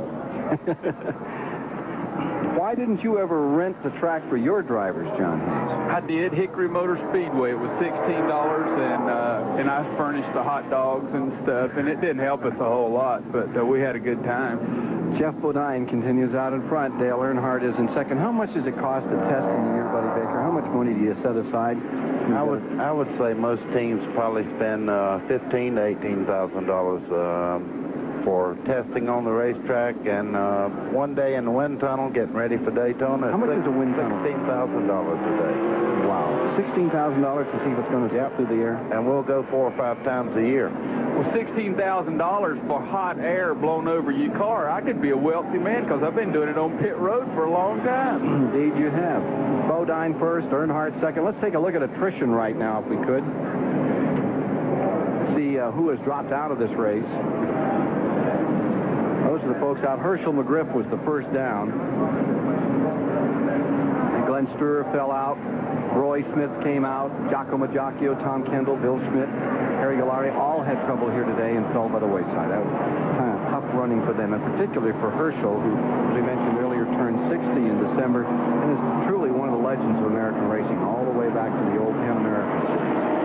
Most of the people don't know that Herschel's running with a cast on his left leg. He was hit in an auto accident head-on the other day and broke his left leg, so it may be a blessing in disguise. I would imagine that broken leg felt really good down the back straightaway. Well, over there on crutches, he was as fast as anyone in the pits. He was absolutely steaming around, working that race car, and as optimistic and as pleasant as ever. Herschel McGriff from Vidalville, Oregon. Here you see part of the immense crowd that's out here today in Riverside, California, on the track that's never looked greener, never looked better for what can be its last Winston Western 500. I'd also like to say happy birthday to one of the real celebrities in racing. We just call him Waterbed Fred. Waterbed Fred turned 60 this week, November 5th. Waterbed Fred, happy birthday to Waterbed Fred. You're not supposed to talk about the producer during the telecast. Oh, I'm sorry. That's one of the rules. Good luck to you, Waterbed. Car number 52, Jimmy Means, back on the track. On the Superstation, we have Jeff Bodine leading, Dale Earnhardt in second. We think we're getting a green in another lap after this caution period. This is the third caution of the day. And the rationale, they told us to three. If we had any update on that, let's review. 1 lap to go, and they come by this time, we're being told. And we're still trying to get the official report on the condition that put us under this caution period. Car number 8 was the one they finally put it out for. Bobby Hillin tried to back up and get his car off the track and was not able to do so. Boy, we have some good cars up front. I tell you, it's all worked out now. Everybody's worked their way to the front, so this should be an exciting shootout now. All right, they're coming around, and they're going to be 1 lap away from getting a start. Let's review for you as they come down for this start. Bodine first, Earnhardt second, Ricky Rudd third, Rusty Wallace fourth, Bobby Allison fifth, Parsons in sixth, Harry Gant in seventh, Kyle Petty is eighth, Terry Labonte ninth, Bill Elliott 10th, Bill Parsons 11th. Darrell Waltrip is back in 12th, Richard Petty is in 13th, Morgan Shepherd is 14th, Rick Wilson 15th, and Alan Kowicki is in 16th. Dave Marcus will be 17th in the restart. Joe Ruttman will be in the 18th position, and then a lap down is Jim Robinson in 19th, and Chad Little is running in 20th. Here's Jerry Garrett. We're down here in the backstretch, Ken, where Bobby Hillin came to a stop. They've got the car going. The problem was that the throttle linkage broke. They've now fixed it. The reason for the yellow was caused by him stopping out here. They got him going. He's head back to the pits now and should be coming out, probably out to you on the racetrack pretty soon. So we have 18 cars in the lead lap, Jerry, and I think that as we get down for a start here, we should see a tremendous battle up in front between Bodine, Earnhardt, and Rudd. Let's see if Wallace has got all of his stuff sorted out. And now number 8 is coming out. Jerry Garrett reported. Bobby Hillin coming back on the track. Being held at the top of the track, he may have entered through the back entrance into the pits, and that's a penalty of 1 lap if you do so. Ready for a green flag and back underway once again. Here they are coming down. Pace car pulls over. They turn them loose out there in the backside so they can stretch them out a little before they come to a major corner. They can't do that here on the start-finish line area. As they come down, they're side by side. There's Earnhardt, the yellow and blue car, and the yellow, white, and brown colors of number 5. Bodine stays first. There's Ricky Rudd in third. Back to turn number 9. You're watching it live here, and here comes Earnhardt up on the inside. He's funny. Whoa, he hit him in the side. He comes after him again. He comes right back on him again. Great racing. What a great picture following around that turn 9 all the way back to the line. Still even, and Bodine isn't giving. Who's going to give ground? This will be good. Somebody. Well, we got 2 pit bulls. Oh, sick him. Earnhardt takes the lead. Earnhardt goes up in front. Bodine is in second, and Rudd is right there watching. Sick him, Jim. Sick him. Get him, get him. Dale Earnhardt in first. Jeff Bodine in second. Ricky Rudd is there. Rusty Wallace into fourth. And they really traded sheet metal down there in turn number 9. What do you do, buddy, when that happens? Does your temper flare, or do you just say, well, that's okay? What temper? I have no temper. I've just run right straight back into him. It's been all over for both of us. Notice that car number 3 is bent up. Number 3 has a little sheet metal damage on the nose of that car, left side. Let's look at it from another angle. This attempted pass here in turn 9. Earnhardt gets into Bodine. Of course, that's happened a few times before this year. Sent him a little sideways, and Bodine just picks it up. You'd think he was back at the old Chemung Speedway up in New York State as he gathers the car back up and keeps on trucking. Earnhardt owned the grass to get under it. Look at this move. I love it. You're watching this live, and this is Bodine right back on the inside, and he goes back into first place underneath Dale Earnhardt. I think Earnhardt was willing to let him go. Here comes Earnhardt back again. Watch it. Don't you love racing? Yeah! Here they are, back across the line. And everybody here we go. Finish line on their feet. With car number 5, Bodine, has retaken Bodine in first place. Earnhardt the second. Ricky Rudd the third. In some of the best moments this race has had. It's cold chill time for me. Again, I noticed some damage to the left front fender on Earnhardt's car. It may be rubbing just a little bit, but you'd never know it. He's really on the attack. You think his crew is talking to him about it? No, they don't talk to Earnhardt. He does all the driving, and like Richard said, he just lets him do his job, and they try to do theirs in the pits. They're one of the best crews. White knuckle time up in front here between Bodine, Earnhardt, Ricky Rudd right there, and Wallace. There you see Rudd creeping in the picture about 5 car lengths back from this pair that continues to lead. It's about an 8-car length interval now. Down the back straightaway as Bodine just sails away from Earnhardt. There's Wallace back and forth. Bobby Allison in 5th. Parsons is in. Harry Gant still very much a part of it. I think Mr. Bodine might have just showed us what he has. I don't think that bump really helps a lot, and he's probably going to run off now. He says, I'm going to leave Earnhardt back there to hit somebody else. Well, a lot of times these situations, when you touch him like that, NASCAR may walk down to you and say, hey, boys, we're not going to put up with that. You know, that's happened before in this sport because Dale was all over him, then all of a sudden he drops back 3 or 4 car lengths. I'm not sure that he has him covered that much. I got a feeling Dale has pulled back a little bit and said, I'll catch you later when it counts. Doesn't make any difference. Here's Pat Patterson.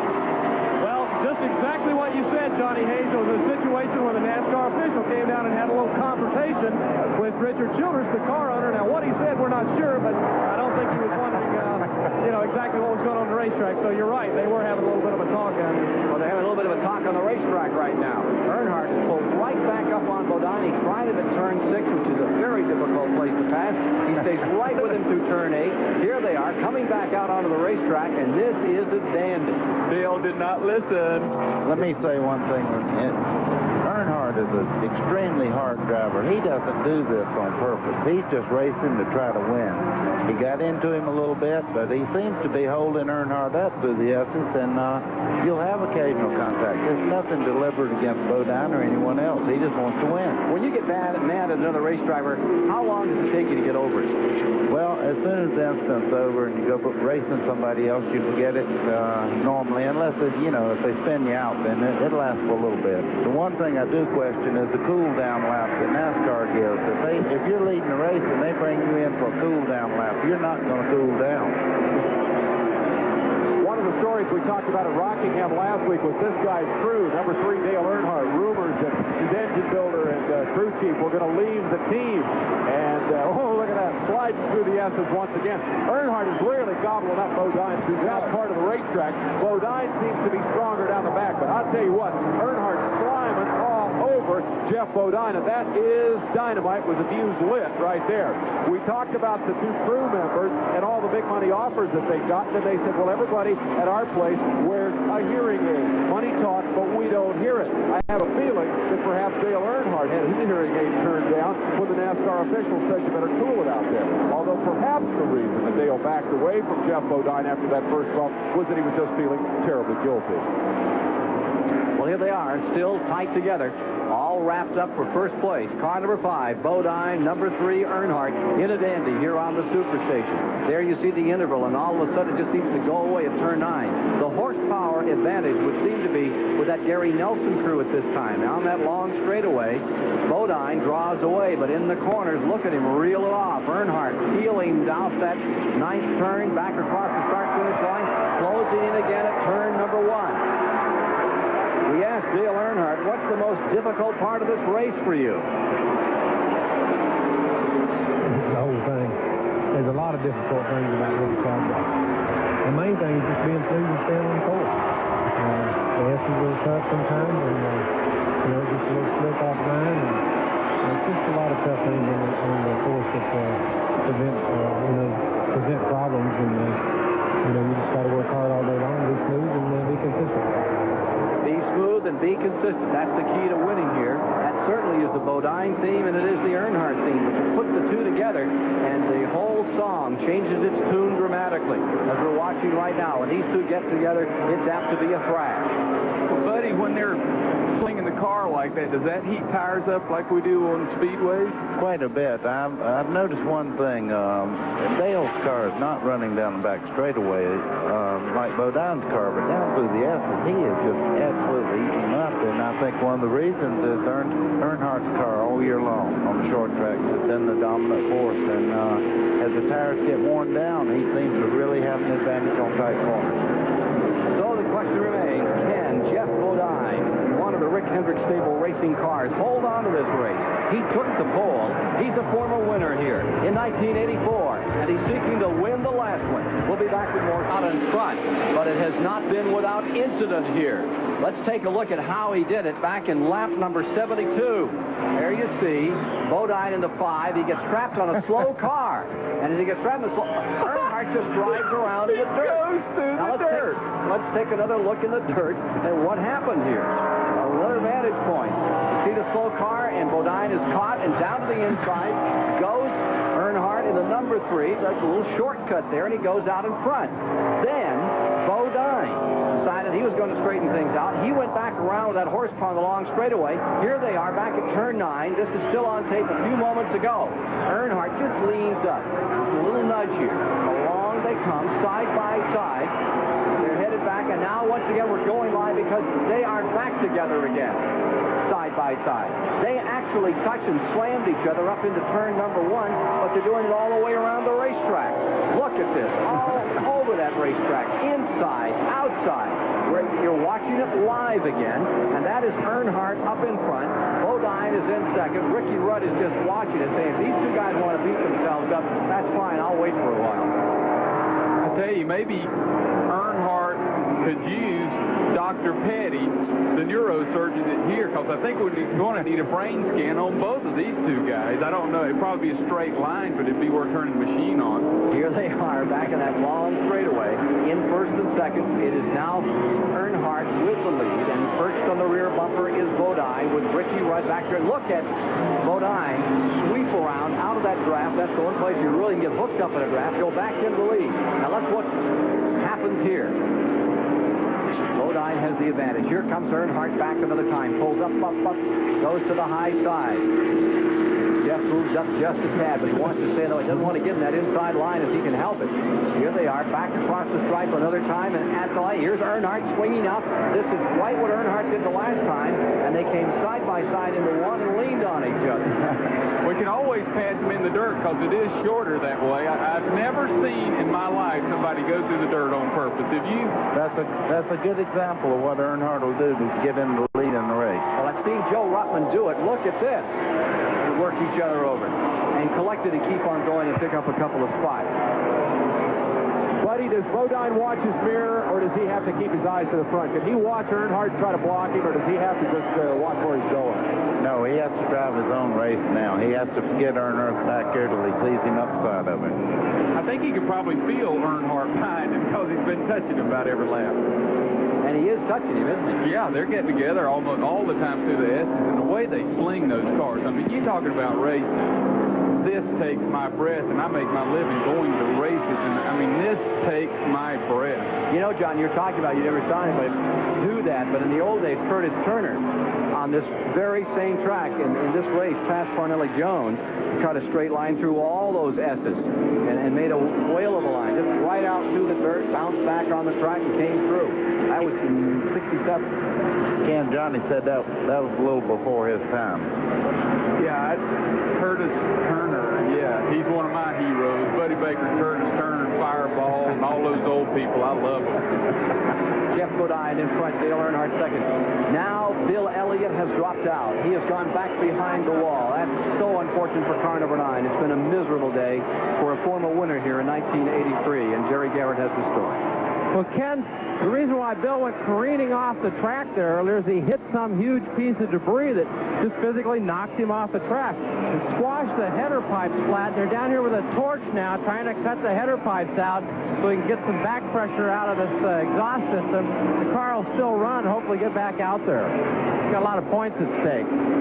Indeed, he does. He's in a tremendous battle in the points. Currently, coming in this race, was in second place with 147 points in front of Terry Labonte as work continues back in the garage area on Bill Elliott's car. Here you see the Earnhardt car trailing Jeff Bodine in the lead, and there you see Ricky Rudd in third, and right behind him is Rusty Wallace, and they don't gain or lose any time. I think they're sitting on something, both 15 and 27, waiting for further on in this race to show their hand. How's that for a shot of the tire marks from Earnhardt on the side of Bodine's car? Hats off to the cameraman for that. My question again to you guys in the booth, it's pretty obvious here, I think, that Jeff Bodine's got a whole lot more steam in his car than does Dale Earnhardt. Down that backstretch, Bodine's just gobbling him up. He could pass him back there, or he could pull away from him back there. Earnhardt's got to be using up that race car to be keeping this kind of a battle going with Bodine. Will that thing take that kind of abuse the rest of the afternoon?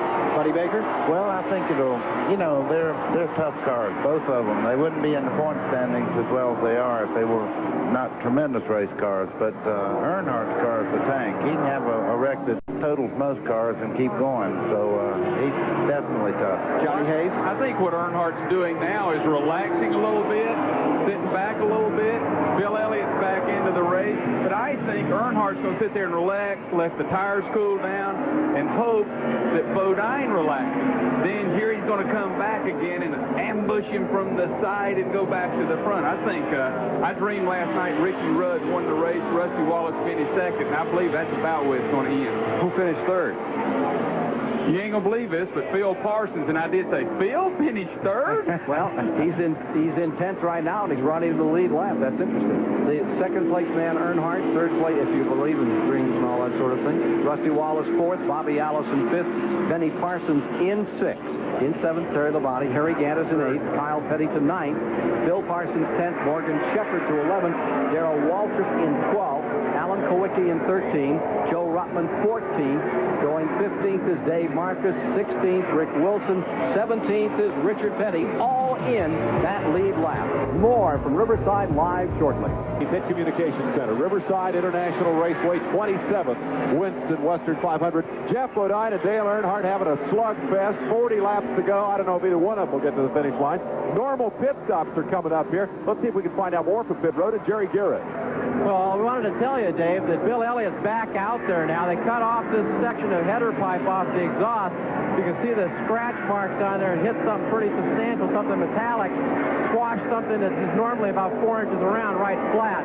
We asked Bill where the debris came from. He said he thought it might have come off the leaders or been kicked up by the leaders. That banging around may have some kind of detrimental effect on those two cars up front there watching that.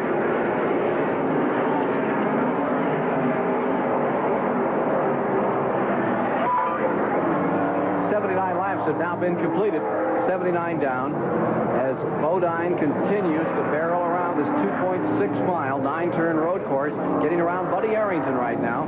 Buddy Arrington going a lap down as Bodine continues to muscle his way through. And it looks like Earnhardt has worn out a set of tires as he chased hard. Bodine here, sliding, slipping all around the racetrack, taking a few excursions into the dirt to try to pick up the lead. He has settled back into second place. Ricky Rudd is in third, and Wallace is in fourth. And perhaps here we can get a look at that interval between this man, number 5, Bodine, and the number 3 there of Dale Earnhardt. For the moment, Rick Hendrick. Behind the wall is Rick Hendrick. Our in-car camera crew having a heck of a time here. The March Air Force Base is next door, and they have more unique electronic secret gear to foul the best laid plans of mice, men, and in-car cameras that we've ever come across. Here's Bodine still pulling away from Earnhardt now, and it looks like Earnhardt's tires have definitely left him. He's fallen back 4 or 5 seconds and almost into the clutches of car number 15, Ricky Rudd in third, and Wallace running in fourth. Now there's number 35. That is Benny Parsons, who is currently shown in fifth, and behind him should be Bobby Allison right there in the 6th spot, and there you see in 7th, Terry Labonte. There's Parsons running in 5th, right behind him, Bobby Allison, then Terry Labonte in the 11 car, 5th, 6th, and 7th, gathering up for an assault on that 5th position. Parsons maintaining it with 17 cars still in the lead lap. 2/3 of the race gone away, 80 laps now complete.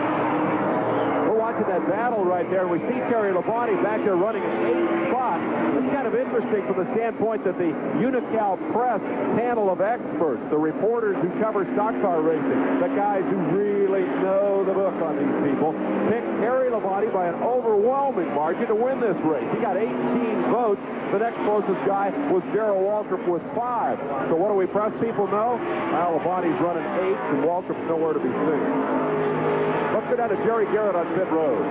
We're down here with following Sterling Marlin's problems again, and it's a shifter once again. He hasn't got any gears that he can get right now. He had second and third there for a while, then he got fourth. Now he's down to 2 gears and second gear only. Let's go on up pit road now and see as Sterling Marlin leaves what Pat Patterson's got to say. I think something is wrong. Rick Hendrick is with me. Rick, sorry to see you out of it. What happened on the car? We were just trying to ride along and wait for the last 25 laps, and something came off of a car up there in the S's, and I ran over it, and I heard a big bang, and then there was a lot of oil up under coming up through the car. The clutch started slipping a little bit, but it busted the bell housing and tore it up pretty good underneath. You were a little nervous about this thing today, but you got out there and you mixed it up pretty good with those guys. It looked like you were having a good run.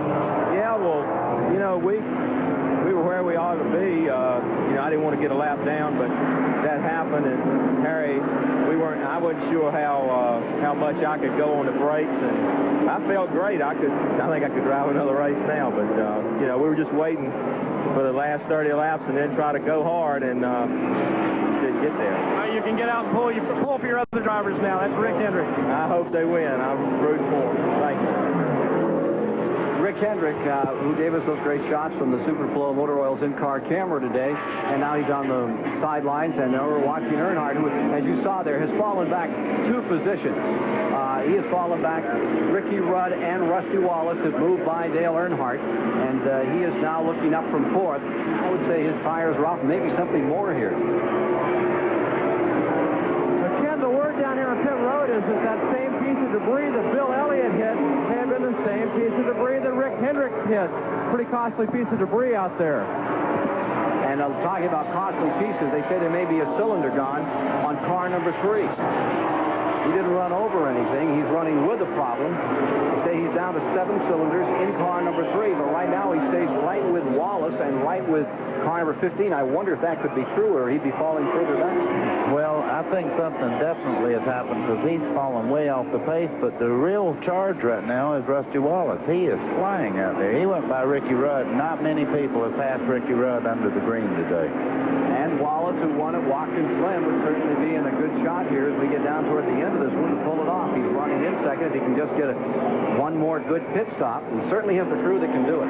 For Rusty Wallace, again, those brakes are working beautifully, and he can just drive it deeper and deeper in, and they have found some kind of secret combination on brakes, and they've worked so hard on them, it's given them that advantage they need on a road course, and it's showing today. Keep in mind, Ken, that Bill Elliott said earlier that he thought maybe some pieces flew off of either Earnhardt or Bodine's car, so maybe the reason that Earnhardt is slowing down has something to do with a piece that fell off of his car. Right behind is car number 27, the Wallace car, is Rudd, and then Earnhardt smoking. And now all of a sudden, something is really afoul of car number 3. Earnhardt is slipping back. Here you see Parsons going by him, and the motor may be going away on car number 3, Earnhardt. So, after all, here's Bobby Allison pulling up on him. Bobby had been running in 6th. He'll take 5th here. Something is amiss on car number 3 as it slides back through the field. Whoops. How do you do? Thank you very much. That's Allison's car. Now let's go to Pat Patterson with the Richard Childress team. Richard Childress here on pit road. Richard, what's wrong with the car? We lost the cylinder, so we don't know. You know, we probably dropped the valve or something. You guys are having a good run up to then. Can you fix it and get back out? I don't know. We'll just have to see when he comes in here. You know, it's doubtful. You probably lost the cylinder, you know, broke the push rod. Tough break for Dale Earnhardt. He's losing fluid out of the car down the back straightaway there. If you notice, the 2 left side tires are really coated with some kind of fluids. He's losing more than just the cylinder, I believe. So Dale Earnhardt, who has tried all these years to win this race, dating back to 1979 and 80, he had a second place. And, of course, last year was runner-up. Not going to go his way again today. Coming down the backside of the racetrack, headed for turn 9, and most of those leaders all the way back to 9th place Kyle Petty have now gone by him. And for sure, I believe he's already been given a black consultation flag to pull on pit road because he is leaking something. NASCAR wants him in. Comes by, and he is getting the flag right now as he goes across the line there. He just was given a consultation flag to get it off the track. They want to take a look at that car as it may be putting some fluid down, some lubricant onto this asphalt. So Bodine stays first. Wallace is now in the catbird seat, running the runner-up spot and ready to challenge for the lead.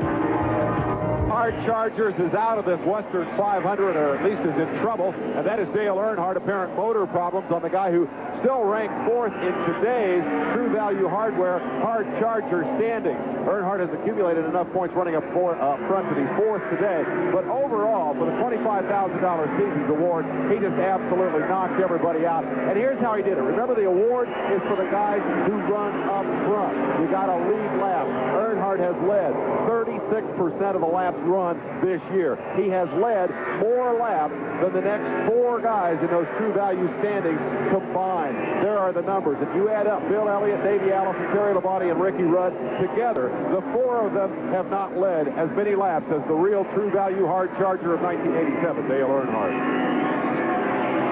Dale Earnhardt, the story until now, but now it becomes the story of Bodine and Wallace here. Tremendous battle waged between Dale and car number 5, Jeff Bodine.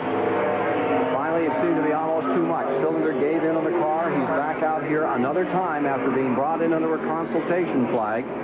Try to get a report as to what they did to his car, the Earnhardt car out there, before they got him back on the track. Some 86 laps are now complete. 32 laps to go in the event here this afternoon, live on the Superstation. Bodine continues to just maul the competition here, try to pull away.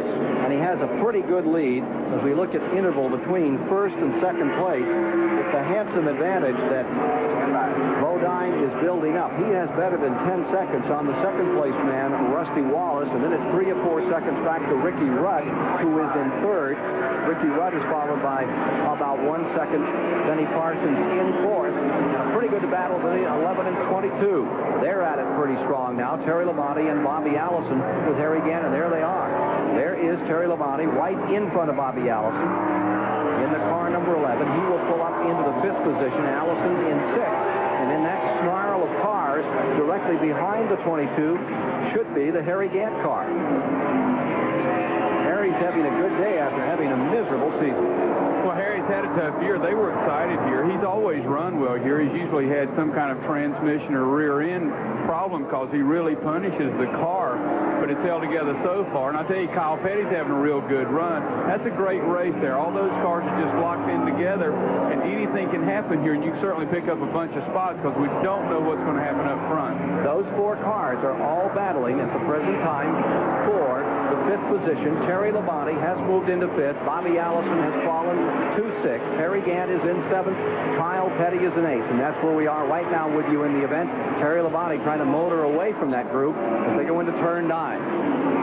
It's Riverside, California's Winston Western 500 for $398,000. We've had 3 cautions, 1 a serious incident on pit road on only the 8th lap, and 3 members of Bill Elliott's pit crew were injured.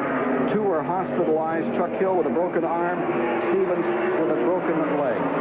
We just saw a lot of smoke from the 11 car. I guess it was tire smoke, got a little sideways. The pressure's really on these fellas because they are racing for position, and they're racing hard just like the race is almost over, and it's not, but they're really getting after each other. But you do see puffs of smoke from the 11 car. The Junior Johnson car. Junior's won this race on 2 occasions. As far as owners, the all-time number 1, 7-time winners, the Wood brothers in this 500. They won with Gurney in the early days. Of course, the last time they tasted victory was with Pearson. He won it back-to-back a couple of times. Wood brothers have Kyle Petty now, and he is in 8th place. Again, these cars are all in the lead lap. Terry Labonte pulling away just a bit. If there's any smoke, it doesn't seem to be hampering his endeavor at this point. There's the number 22 car, Bobby Allison in 6th, Harry Gant in 7th. Kyle Teddy and 8. Those 4 cars pretty tight together, and there is some smoke coming out of the back of number 11. Yeah, that was about rear-end smoke that time. Definitely rear-end smoke. And like we said earlier, it's transmissions and rear ends. You get hard on them, so he does have a problem. Second place man, Rusty Wallace, about 10 seconds back from the leader. Rusty, can you feel comfortable in your car at this racetrack? I can probably be more comfortable in this racetrack in this particular car than I can in most. This is the car that I won Watkins Glen race with and went up in New York, and it handles very well, and the road course is one thing I've been waiting for all year long. We've got 1 win under our belt. We really need another one, and this is our golden opportunity to get it right up here at Riverside. There he is, and he's pulling right in behind the number 9 of Bill Elliott. You know, Elliott has had his trouble. He was in the pits for several laps. They made some repairs beneath the car, working on the header pipe to relieve some pressure there, and got him back out. I'm sure the folks back in North Georgia, watching the Dahlonega, Dawsonville area, very concerned about those crew members that were run over down on pit road. They say it is non-life threatening, non-life endangering. That's the good news, but it was a serious situation, and a lot of folks back there very concerned throughout Georgia. The pride of Georgia is truly this Elliott racing team and this great Ford Thunderbird that has carried the last 2 races first place. The injured crew folks are at the Riverside Community Hospital, and they're saying right now they're all in stable condition. So better news, Buddy Baker, better news, Johnny Hayes. Hard start to this race, though, for a great racing. It really was. Those boys are all good friends of mine personally, and we're staying at the same hotel, and as soon as this race is over, I'm going straight to that hospital. Here's car number 11 showing a lot of smoke. Terry Labonte just pouring out of the back. And remember, he has picked up the spot. He is running in 5th. And it looks like that rear end may be getting a bit warm on that car. What do you think, buddy? Well, I'm not sure what the smoke is. It may be a valve cover gasket, maybe a fitting to an oil pump, anything, but he's running quite well. Bobby Allison has just brought his car onto pit road. And here is the engine going away on car number 15, Ricky Rudd. That's unfortunate. Ricky Rudd's car, which had such a great day going for the driver who qualified second and won this race in 1985, and as he comes up around turn 6 by those big grandstands there, it's all over for him. Looks like he may have put something down. Everybody's sashaying a little. In the pits for a long time, 24 seconds with Bobby Allison, and there's the 15 drawing off the track and coming to a halt. Yellow flag is out. Caution flag is out. There is fluid on the racetrack, unbuckling and ready to step out of car number 15, Ricky Rudd. With that caution out, this will give Wallace the chance he wants to get back up in here, and Parsons. So if they have anything to show, now is the time to show it. Jeff Bodine leading with Rusty Wallace in second. Ricky Rudd is now just another one of those DNFs, did not finishes, in the Winston Western 500. Under caution, 4th time of the afternoon here at Riverside, California. After Ricky Rudd's car blew an engine, here we are in the Xerox car of Alan Kowicki, who stays up in the lead lap. He's been shown running as high as 8th recently. Now he's being shown in 12th. Back on the track, and there is Ricky Rudd out of his car. It's a tough moment for Ricky Rudd up in the turn 6 area of this Riverside International Raceway. A story we've covered every year we've come to Riverside is the demise of this track. This year, it's Dave Despain's turn to report on the death of a racetrack. How many years has it been now since Riverside Raceway was pronounced dead? It's life after death that brings us here today. Results from delays in a giant development that surrounds the racetrack and will move inside the gates next Wednesday. Dan Greenwood is the track president. It's going to be the beginning, the real beginning, when you see those big machines out there on the hill start moving dirt. So we know it's coming. 2 years ago, we thought last year was it, and there were enough delays that we could work around it. But we're going into our 3rd and final last year at Riverside. It's just not quite sure yet when it's final. This track will be overrun by the town of Moreno Valley. You've probably never heard of it, but experts say in 10 years it will be one of the 100 largest cities in America. Explosive Southern California growth that has already swallowed Ontario Motor Speedway is about to bury an important piece of racing history. The one thing I've learned to love this place, this old, tired, wonderful racing facility. This racetrack, probably more than any other one in all the world, has had all the classic drivers of all all the disciplines. I don't think you can name another racetrack in the world that has had the variety of drivers and driving styles and sanctioning bodies here. Next June at this crowded old racetrack, the International Race of Champions, drivers from many disciplines will come for a final race at the track where IROC was born. And the day after, these same Winston Cup cars race here, allegedly for the last time. But, Dan, let's talk odds. Would you give us a betting line that there might be next November yet another last race at Riverside? Yeah, I can give you a great one. You can really, 50-50. Dan Greenwood, who's done a lot with this track, following the footsteps of Les Richter, who for many years was the man who maintained a motor racing presence, Winston Cup racing on the West Coast, the Ontario racetrack coming and going as it did. Great sadness to see that go, and I'd be sorry to see this one go. I just hope there's a facility on the West Coast for great motorsports competition. And it's for certain that back here they had a Formula One, a World Championship racing track at one time. Can-Am raced here, Trans-Am raced here, Indy cars raced here, Winston Cup raced here. Harry Gant had pitted earlier and just came back in the pit, so he probably had an equalized tire or a tire going down, so he did have to come back. Getting set for a start. Let's pause for this message, and then we'll be back with more live coverage of the Winston Western 500 from Riverside, California. We're under caution, continuing for our fourth caution. 36 of 42 cars still running. Bob Richards is standing by and has another GM Goodwrench update for us this afternoon. Bob? Thanks, Ken. You know, the most prestigious off-road race in the world, the Baja 1000, was held yesterday. The overall victory went to legendary motorcycle racer Malcolm Smith. He teamed up with Bob Gordon in a two-seat buggy. Their winning time just over 13 hours. Well, just up the road at Ascot Park in Gardiner last night, Brad Knopfsinger won the CRA event. Knopfsinger, who just failed to qualify for the Winston 500 here, virtually wrapped up that series championship with the win. The series comes to an end next weekend. Well, Dale Earnhardt's going to be sporting a new look next year. GM Goodwrench will sponsor the three-time NASCAR champ. He'll be going after title number 4 in this beautiful black Chevrolet. Well, speaking of new rides, sources tell us that Porsche has ordered a second March chassis for their Indy car. Insiders tell us that Porsche now has an excellent Indy car for about 3 years ago. Well, that's it for this GM Goodwrench update. Let's go back upstairs to Ken. All right, they're under caution. I think we got another lap before this one gets underway. You just saw number 3 in the background there, Dale Earnhardt's car, headed back into the garage area, and it may be out. And if it is, it's only the second time this year that Earnhardt has failed to finish. In 1977, Cale Yarborough finished all 30 races, but the all-time record, Herman Beam. You remember Herman, buddy? He finished all 52 races in 1962, back when you were in your prime. Yeah, Herman was quite a finisher. He didn't run up front, but he was always in there, hard worker. He did all the work himself on the car.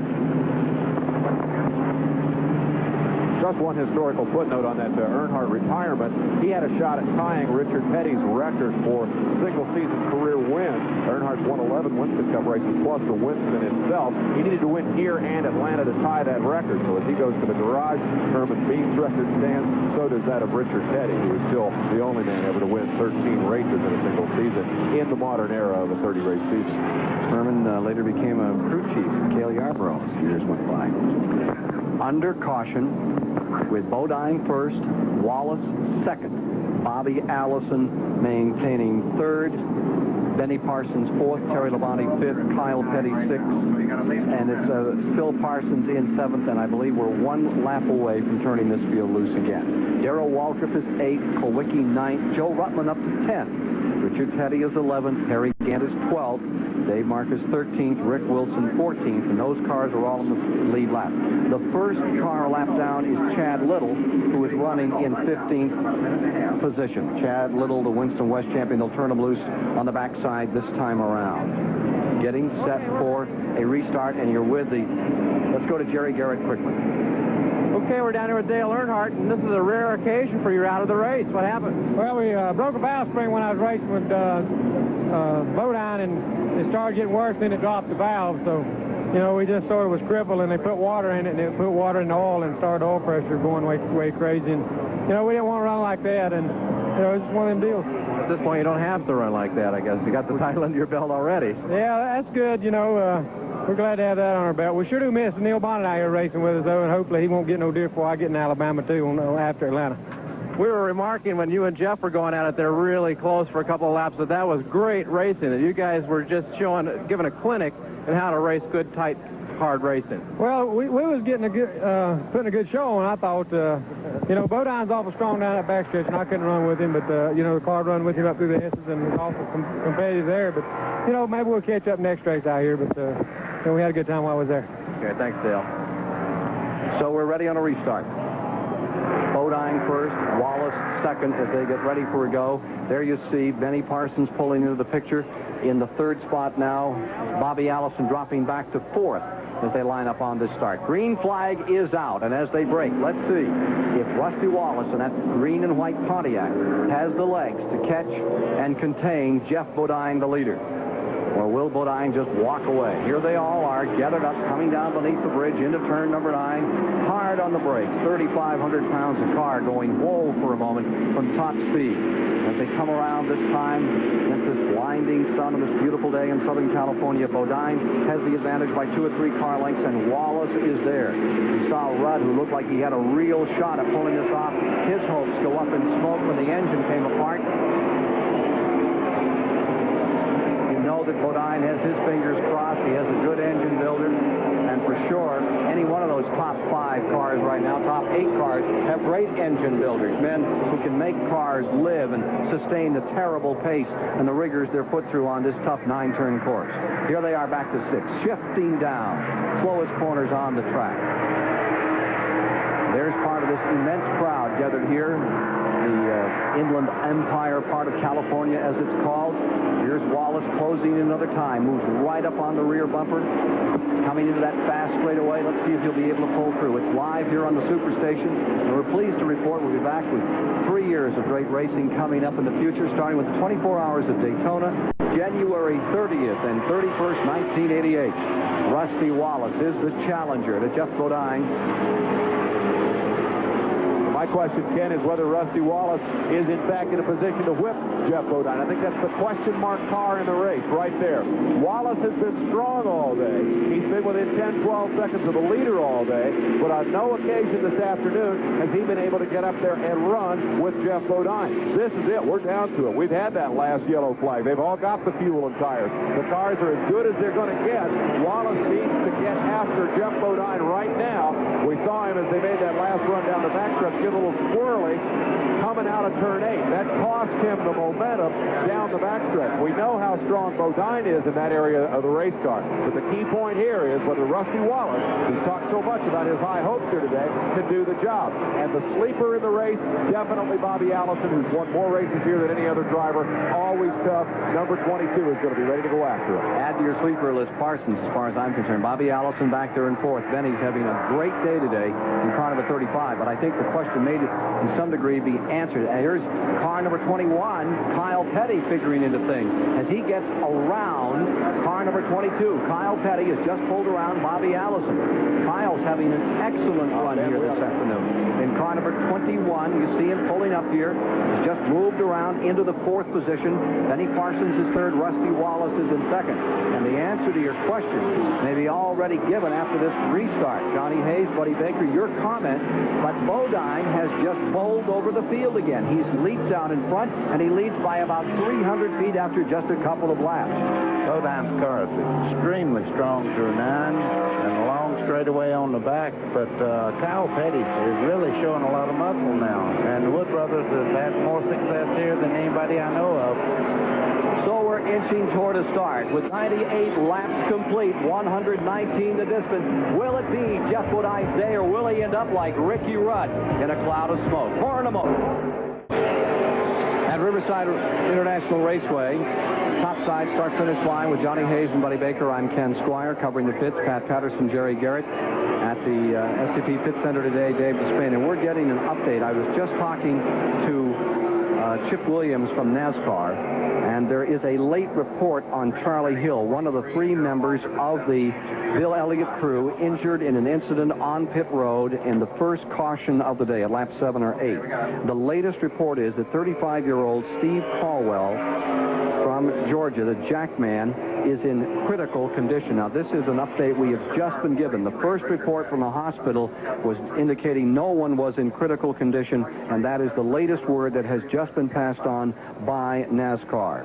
The other two people that were injured, they had said that was not life-endangering nor life-threatening. That was Butch Stevens, 36-year-old from Charlotte, North Carolina, tire carrier, and Charlie Hill, 23 years old from Dawsonville, Georgia, a tire changer in the rear. Dan Elliott was also injured, but he was on his feet. They just took him in for a checkup, and Dan is okay.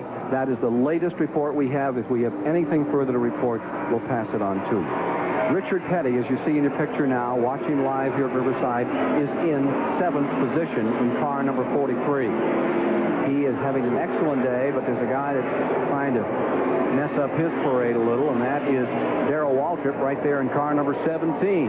Darrell has closed dramatically in the last 2 laps to pull to within maybe 10, 12 car lengths. Definitely is working him over. Phil Parsons, who was running in 7th place, number 55, slowed and went off the pace, and he's now coming down pit road. I don't know if he has a tire going down or if he has a problem. He's coming down pit road right now. So Phil Parsons, car number 55, which had been shown as high as in the 13th position, is on pit road. He had a tire going down. They looked to the right side first, and we're going to check. I'm sure it has a tire going down. He is lead car. Oh, we got another fellow doing a little agricultural racing here this afternoon. That's that car number 14 from the West Coast being driven this afternoon by Harry Ghilardi from Morgan Hill. He certainly had an opportunity to investigate this entire race facility. Ken, I'm noticing that the 27 car, Benny and Kyle Petty, are closing in on Bodine. I don't know whether he may have a tire getting a little slick or what, but they're definitely closing in. Well, let's check it right now. I have the opportunity. Here's Bodine in the 5 car, and the question is, how much is Wallace and Parsons getting up by? And it looks like a ton. It looks like he's coming very, very quickly. Wallace is moving back in here on Jeff Bodine, the leader. This is happening with 102 of 119 laps complete. Saying a valve spring went on car number 3. Let's put Dale Earnhardt back up on the hauler.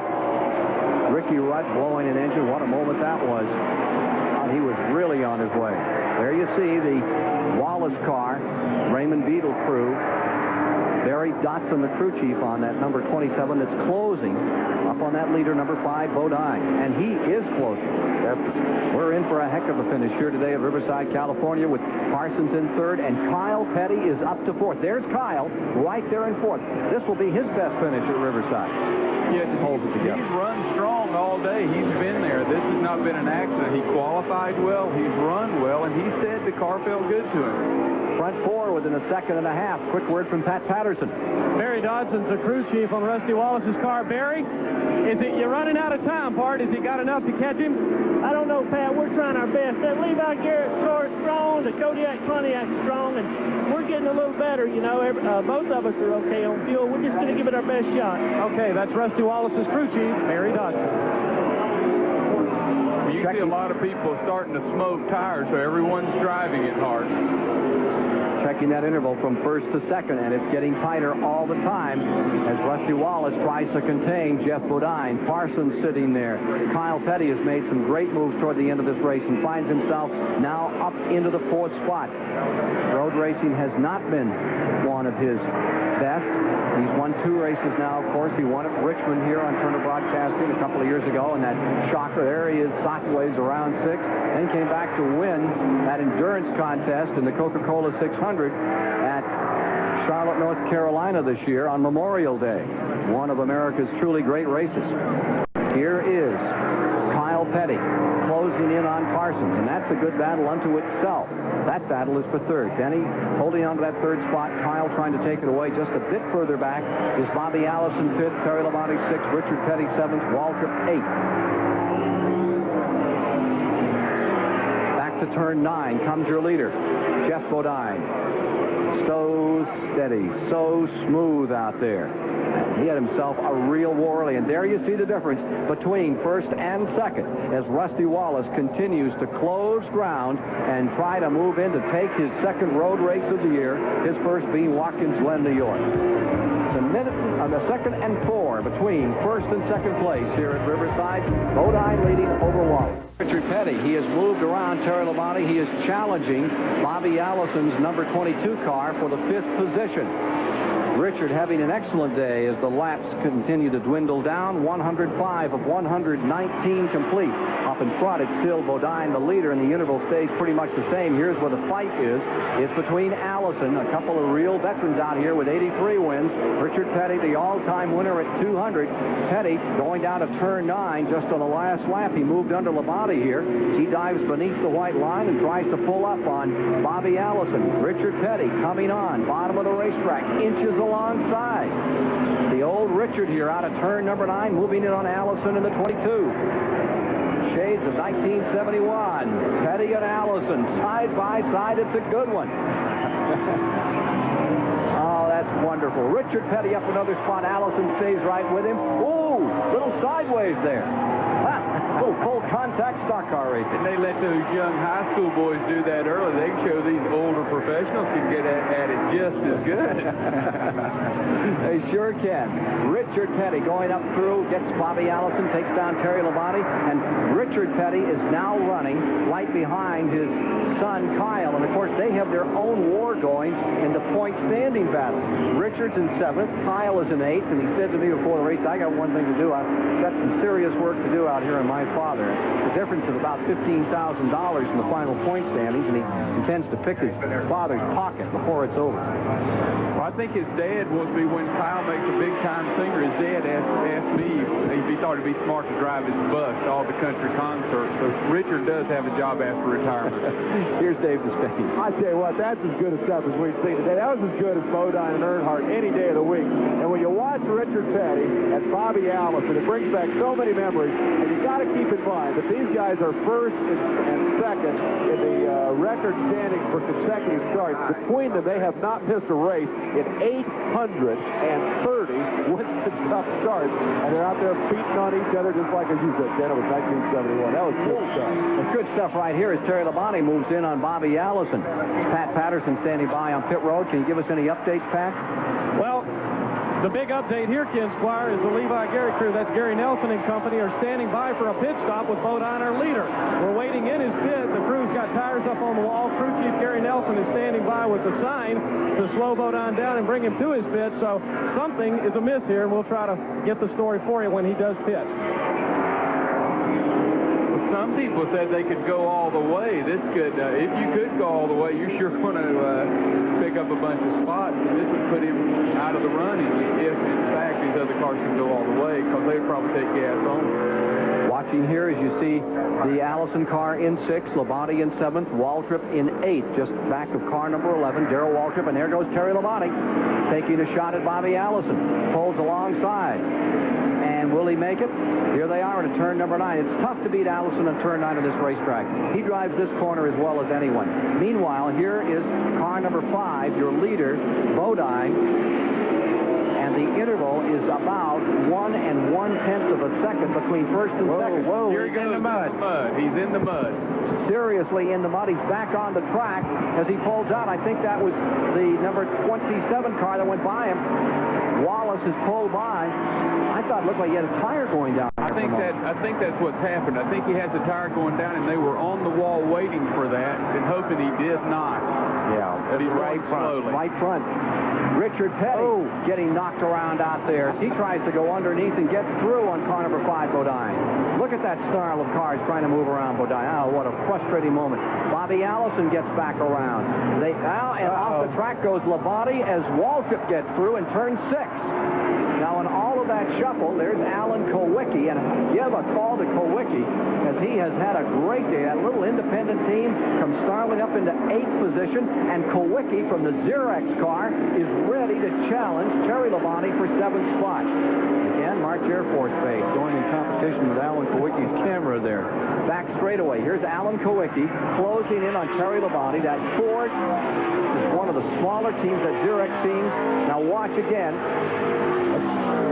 Let's see if we can get another look at what happened right here to car number 5, Jeff Bodine. That sure was a tire beginning to say goodnight. It just pushed right over there. He could not turn it. His wheels are turned the other way. It would not go. It looked like a swamp buggy there for a moment. Back on the course comes Jeff Bodine. Thought he was in April. Now watch this. As he slowed down, Richard Petty had no place to go, nails him in the door. Richard takes evasive action, comes around, gets himself righted, and then there was about 2 or 3 other small altercations at that point. Back with you live. Bodine's in the pits. Bodine coming into the pits here.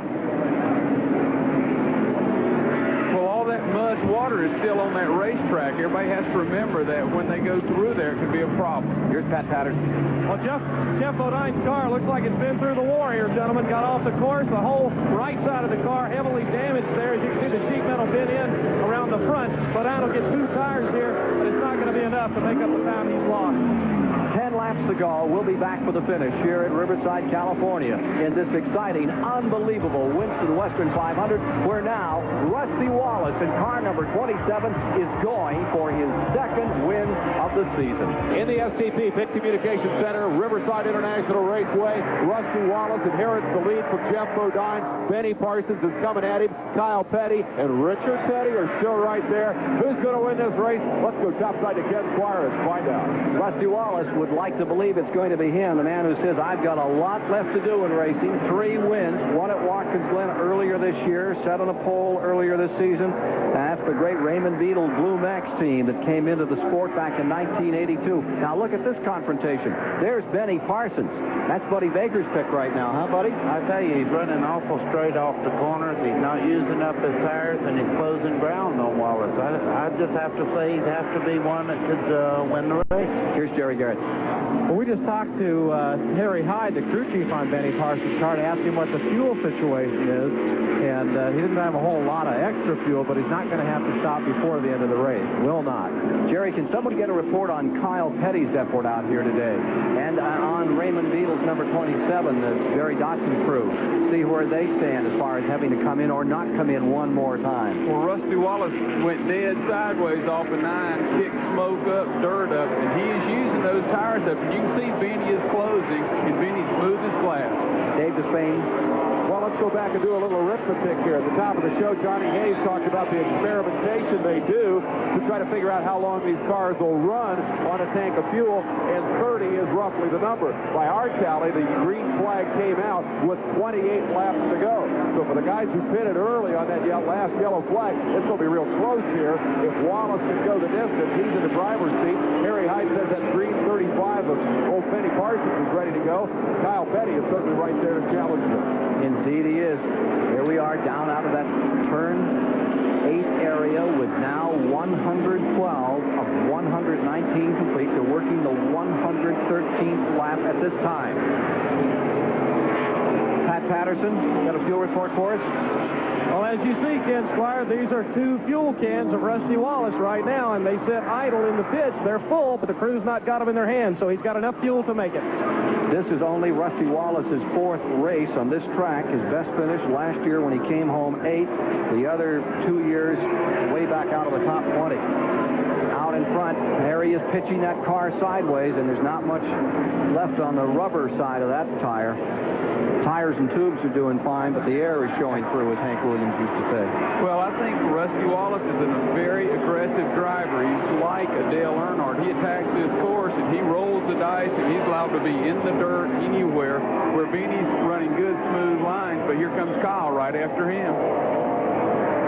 We just contacted the Wood brothers to find out the fuel situation on Kyle Petty's car, and they congratulated Dave Despain on his arithmetic. Said that that's right, they got about a 2-lap cushion, so nobody needs fuel down here as far as we can tell. Interesting to know if Kyle Petty has more and just can't get around Parsons to make a run here. He looks like he's got plenty of muscle. He pulls up, but he just can't quite contain Parsons, so he stays in third. His father is considerably further back in fourth. Then in the fifth spot is Allison, sixth Labonte, seventh Waltrip, eighth Kowicki, ninth Ruttman, 10th Dave Marcus, 11th Bodine, all running in that lead lap. Jim Robinson from the Winston West Series is the first West Coast driver. He's back there in 12th. There's Parsons fighting turn 9 with one of the Hendrick Racing stable cars. And sideways everywhere around this place is Rusty Wallace trying to hold on to this lead. Across the start-finish line and into turn 1. Another time goes Rusty Wallace.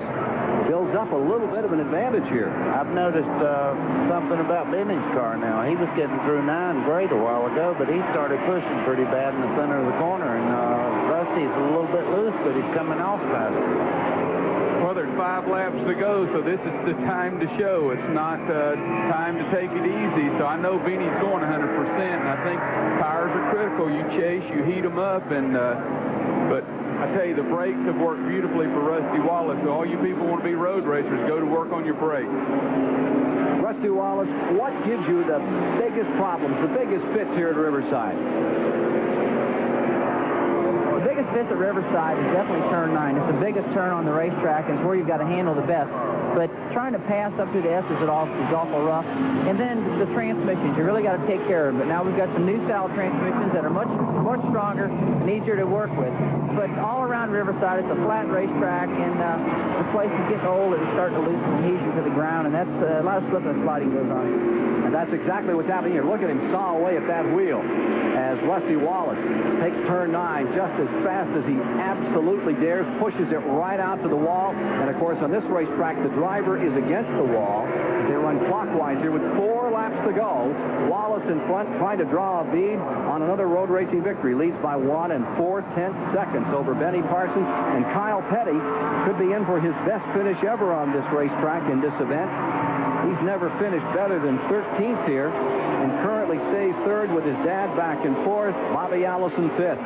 There's Kyle.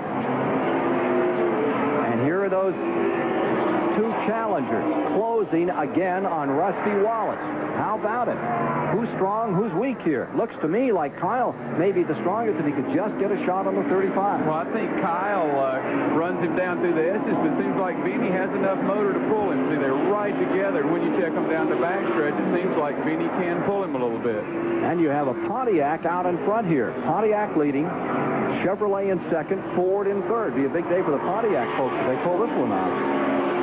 Laps running down. We're inside the final 4 now at Riverside in the last Winston Western 500. There's your leader, Rusty Wallace, who has the advantage with Benny Parsons in second, Kyle Petty in third, the laps trickling away.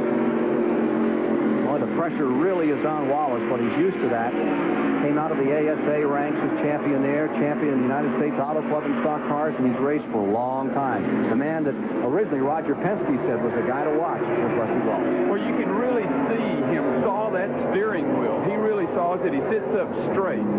There you see from inside of Alan Kowicki's car, and here's Kowicki, a kid from Madison, Wisconsin, running in 8th position with that Xerox car, doing just a grand job, staying in the lead lap all day.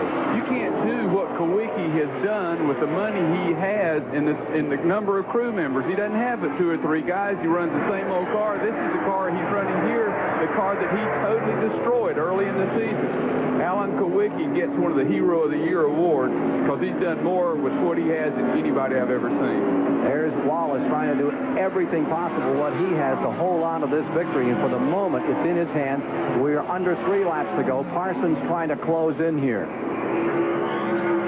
And how about it, Jerry Garrett or Pat Patterson? Anything late in the pits? Anything you're hearing on the radios for those 3, that's trio up in front? Pat, anything new?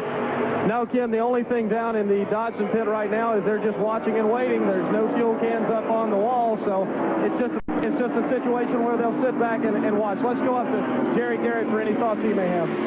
Well, everybody's just like you and I are, Pat. They're just a spectator down here watching how this thing's going to come out. I think that the time that they could have any impact on the race is over with.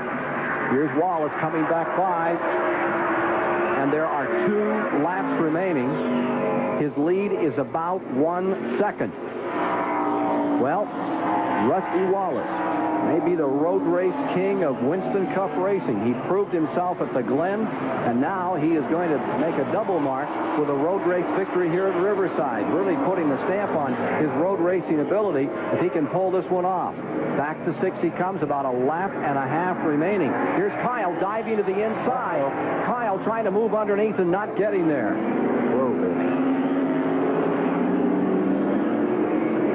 He's going to take a stab right here. He's inside. He's down to the bottom of that turn 8. Gets through, and he goes right back outside, and Benny Parsons again is in the second position. Well, that was a good lesson. Kyle will remember that the rest of his life. He went in too hard to stick down on the bottom. Let's take a look at that one. Here's Kyle on that negative camber corner. Remember, it slopes the wrong way. Working against him here. Benny says, thank you very much. I'll take it back. That's called going for it, and this young boy went for it, tried to intimidate the old-timer, and there goes the old-timer. Is that experience? Well, that's what that did. That just won the race for Rusty Wallace. When those two guys had that little run in, that took all chances of any catching him, I think. So it's in the lap totally of Rusty Wallace now and his crew. White flag is out. Last lap is on for Wallace. Sideways in turn number 1. He's fun to watch. Oh, yeah, he knows he has it once, so he's taking it real careful through here. You saw him go sideways, one wheel off the ground. Yep. Standing straight up, sawing it. That's his idea of conservative. We call him Hyperman down in the pit. You call him Hyperman? Yeah, he can't stand still. Even when you're talking to him, he can't. If you can get that shot, he sits straight up in the race car. He's awesome. Crowd on their feet and cheering for Rusty Wallace. St. Louis, Missouri driver for Pontiac and for the Raymond Beetle team. Comes around 8. In total control of this thing at the moment. Just praying that engine doesn't come unglued after the tremendous strain of running 119 laps, 311 miles around this tough old Riverside International Raceway. Alan Kowicki pulls on pit road toward the end here. Well, but one of the tough things that crew chief Barry Dodson on this car is my next-door neighbor, and he's also Phil Parsons' next-door neighbor on Lake Norman back North Carolina, so we're going to have a long week back in Denver, North Carolina. Here's Rusty Wallace in for the final lap. Last time around for him as he streaks back toward the line. He's into turn 9, the final corner, and Rusty Wallace, the Missouri driver, will win here today.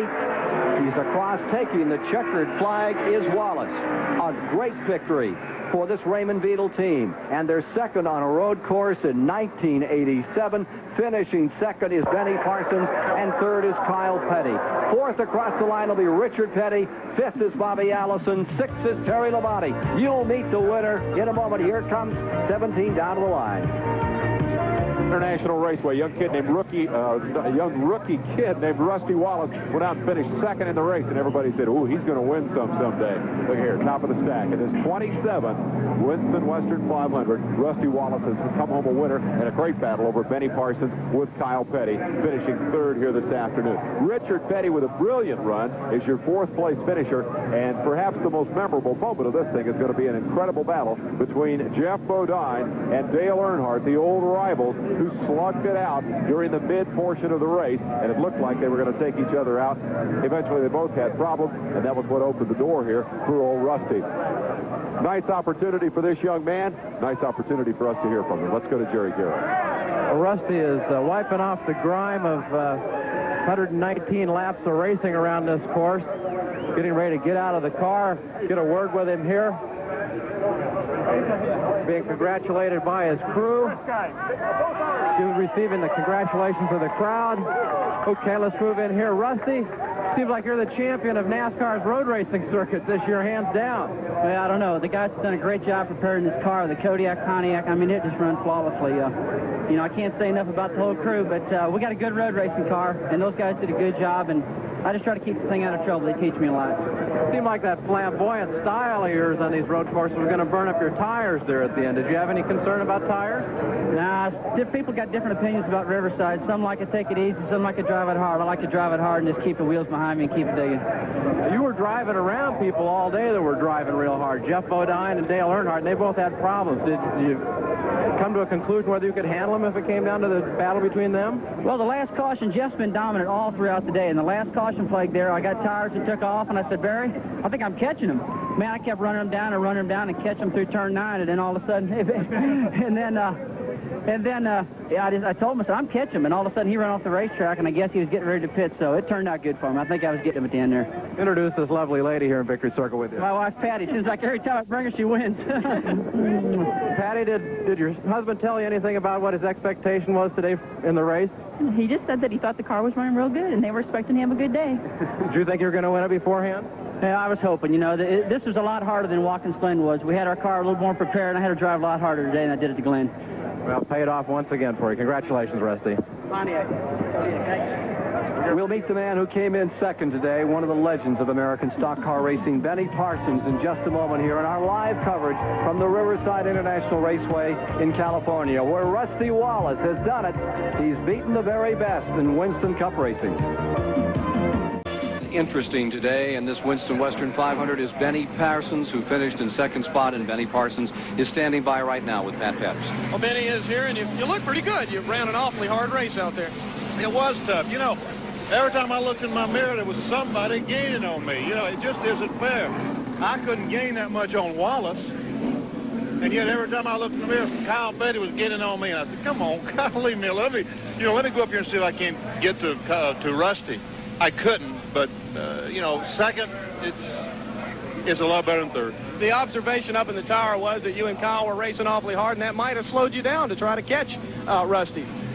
Well, you know, I think we were running a little bit slower than we could have if we had been by ourselves, but not much. Rusty, for about 10 or 15 laps after the caution flag, I felt like I could beat him because I'd gain on him a little coming into 9 or coming off 9 and other places on the racetrack.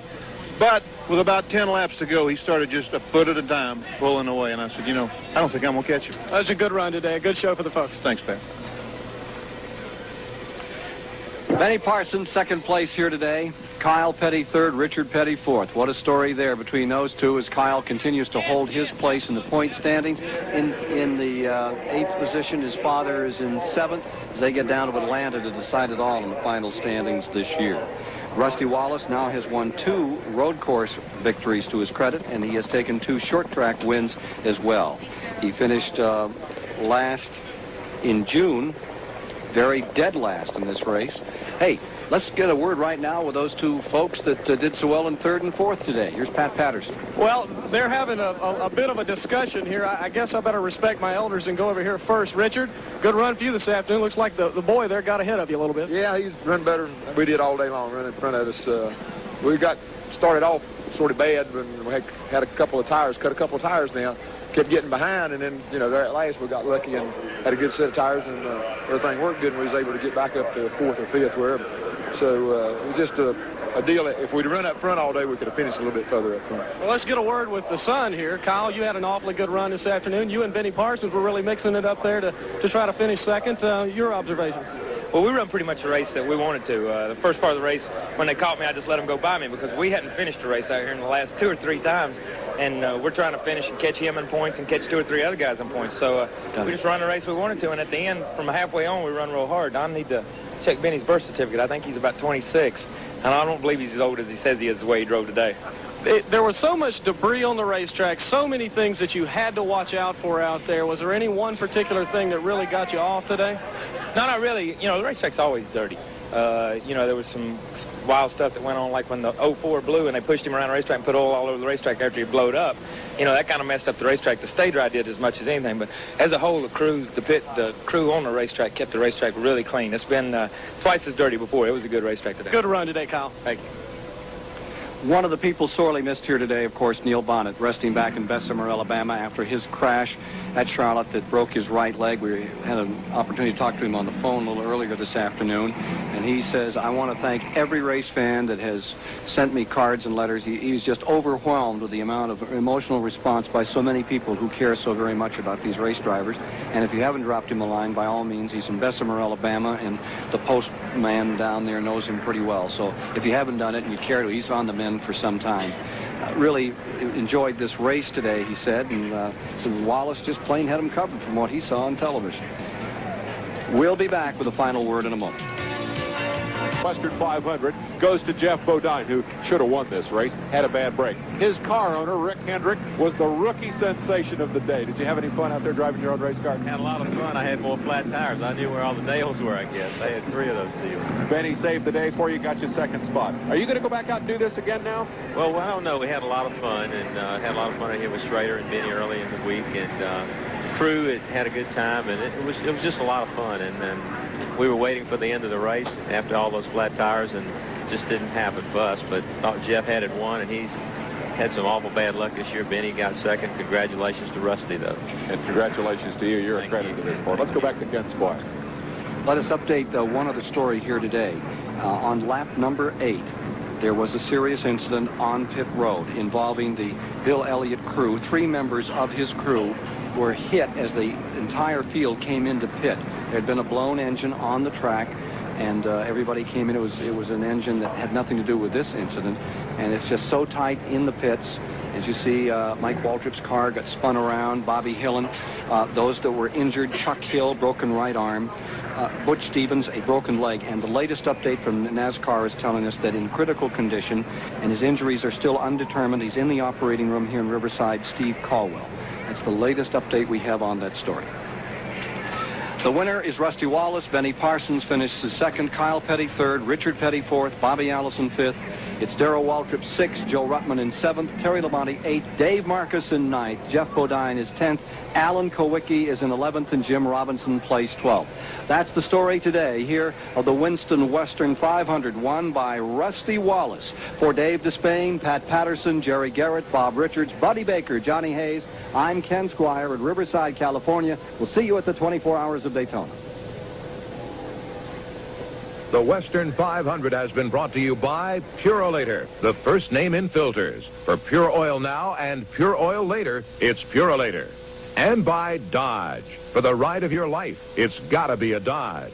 And by the U.S. Armed Forces. It's a great place to start.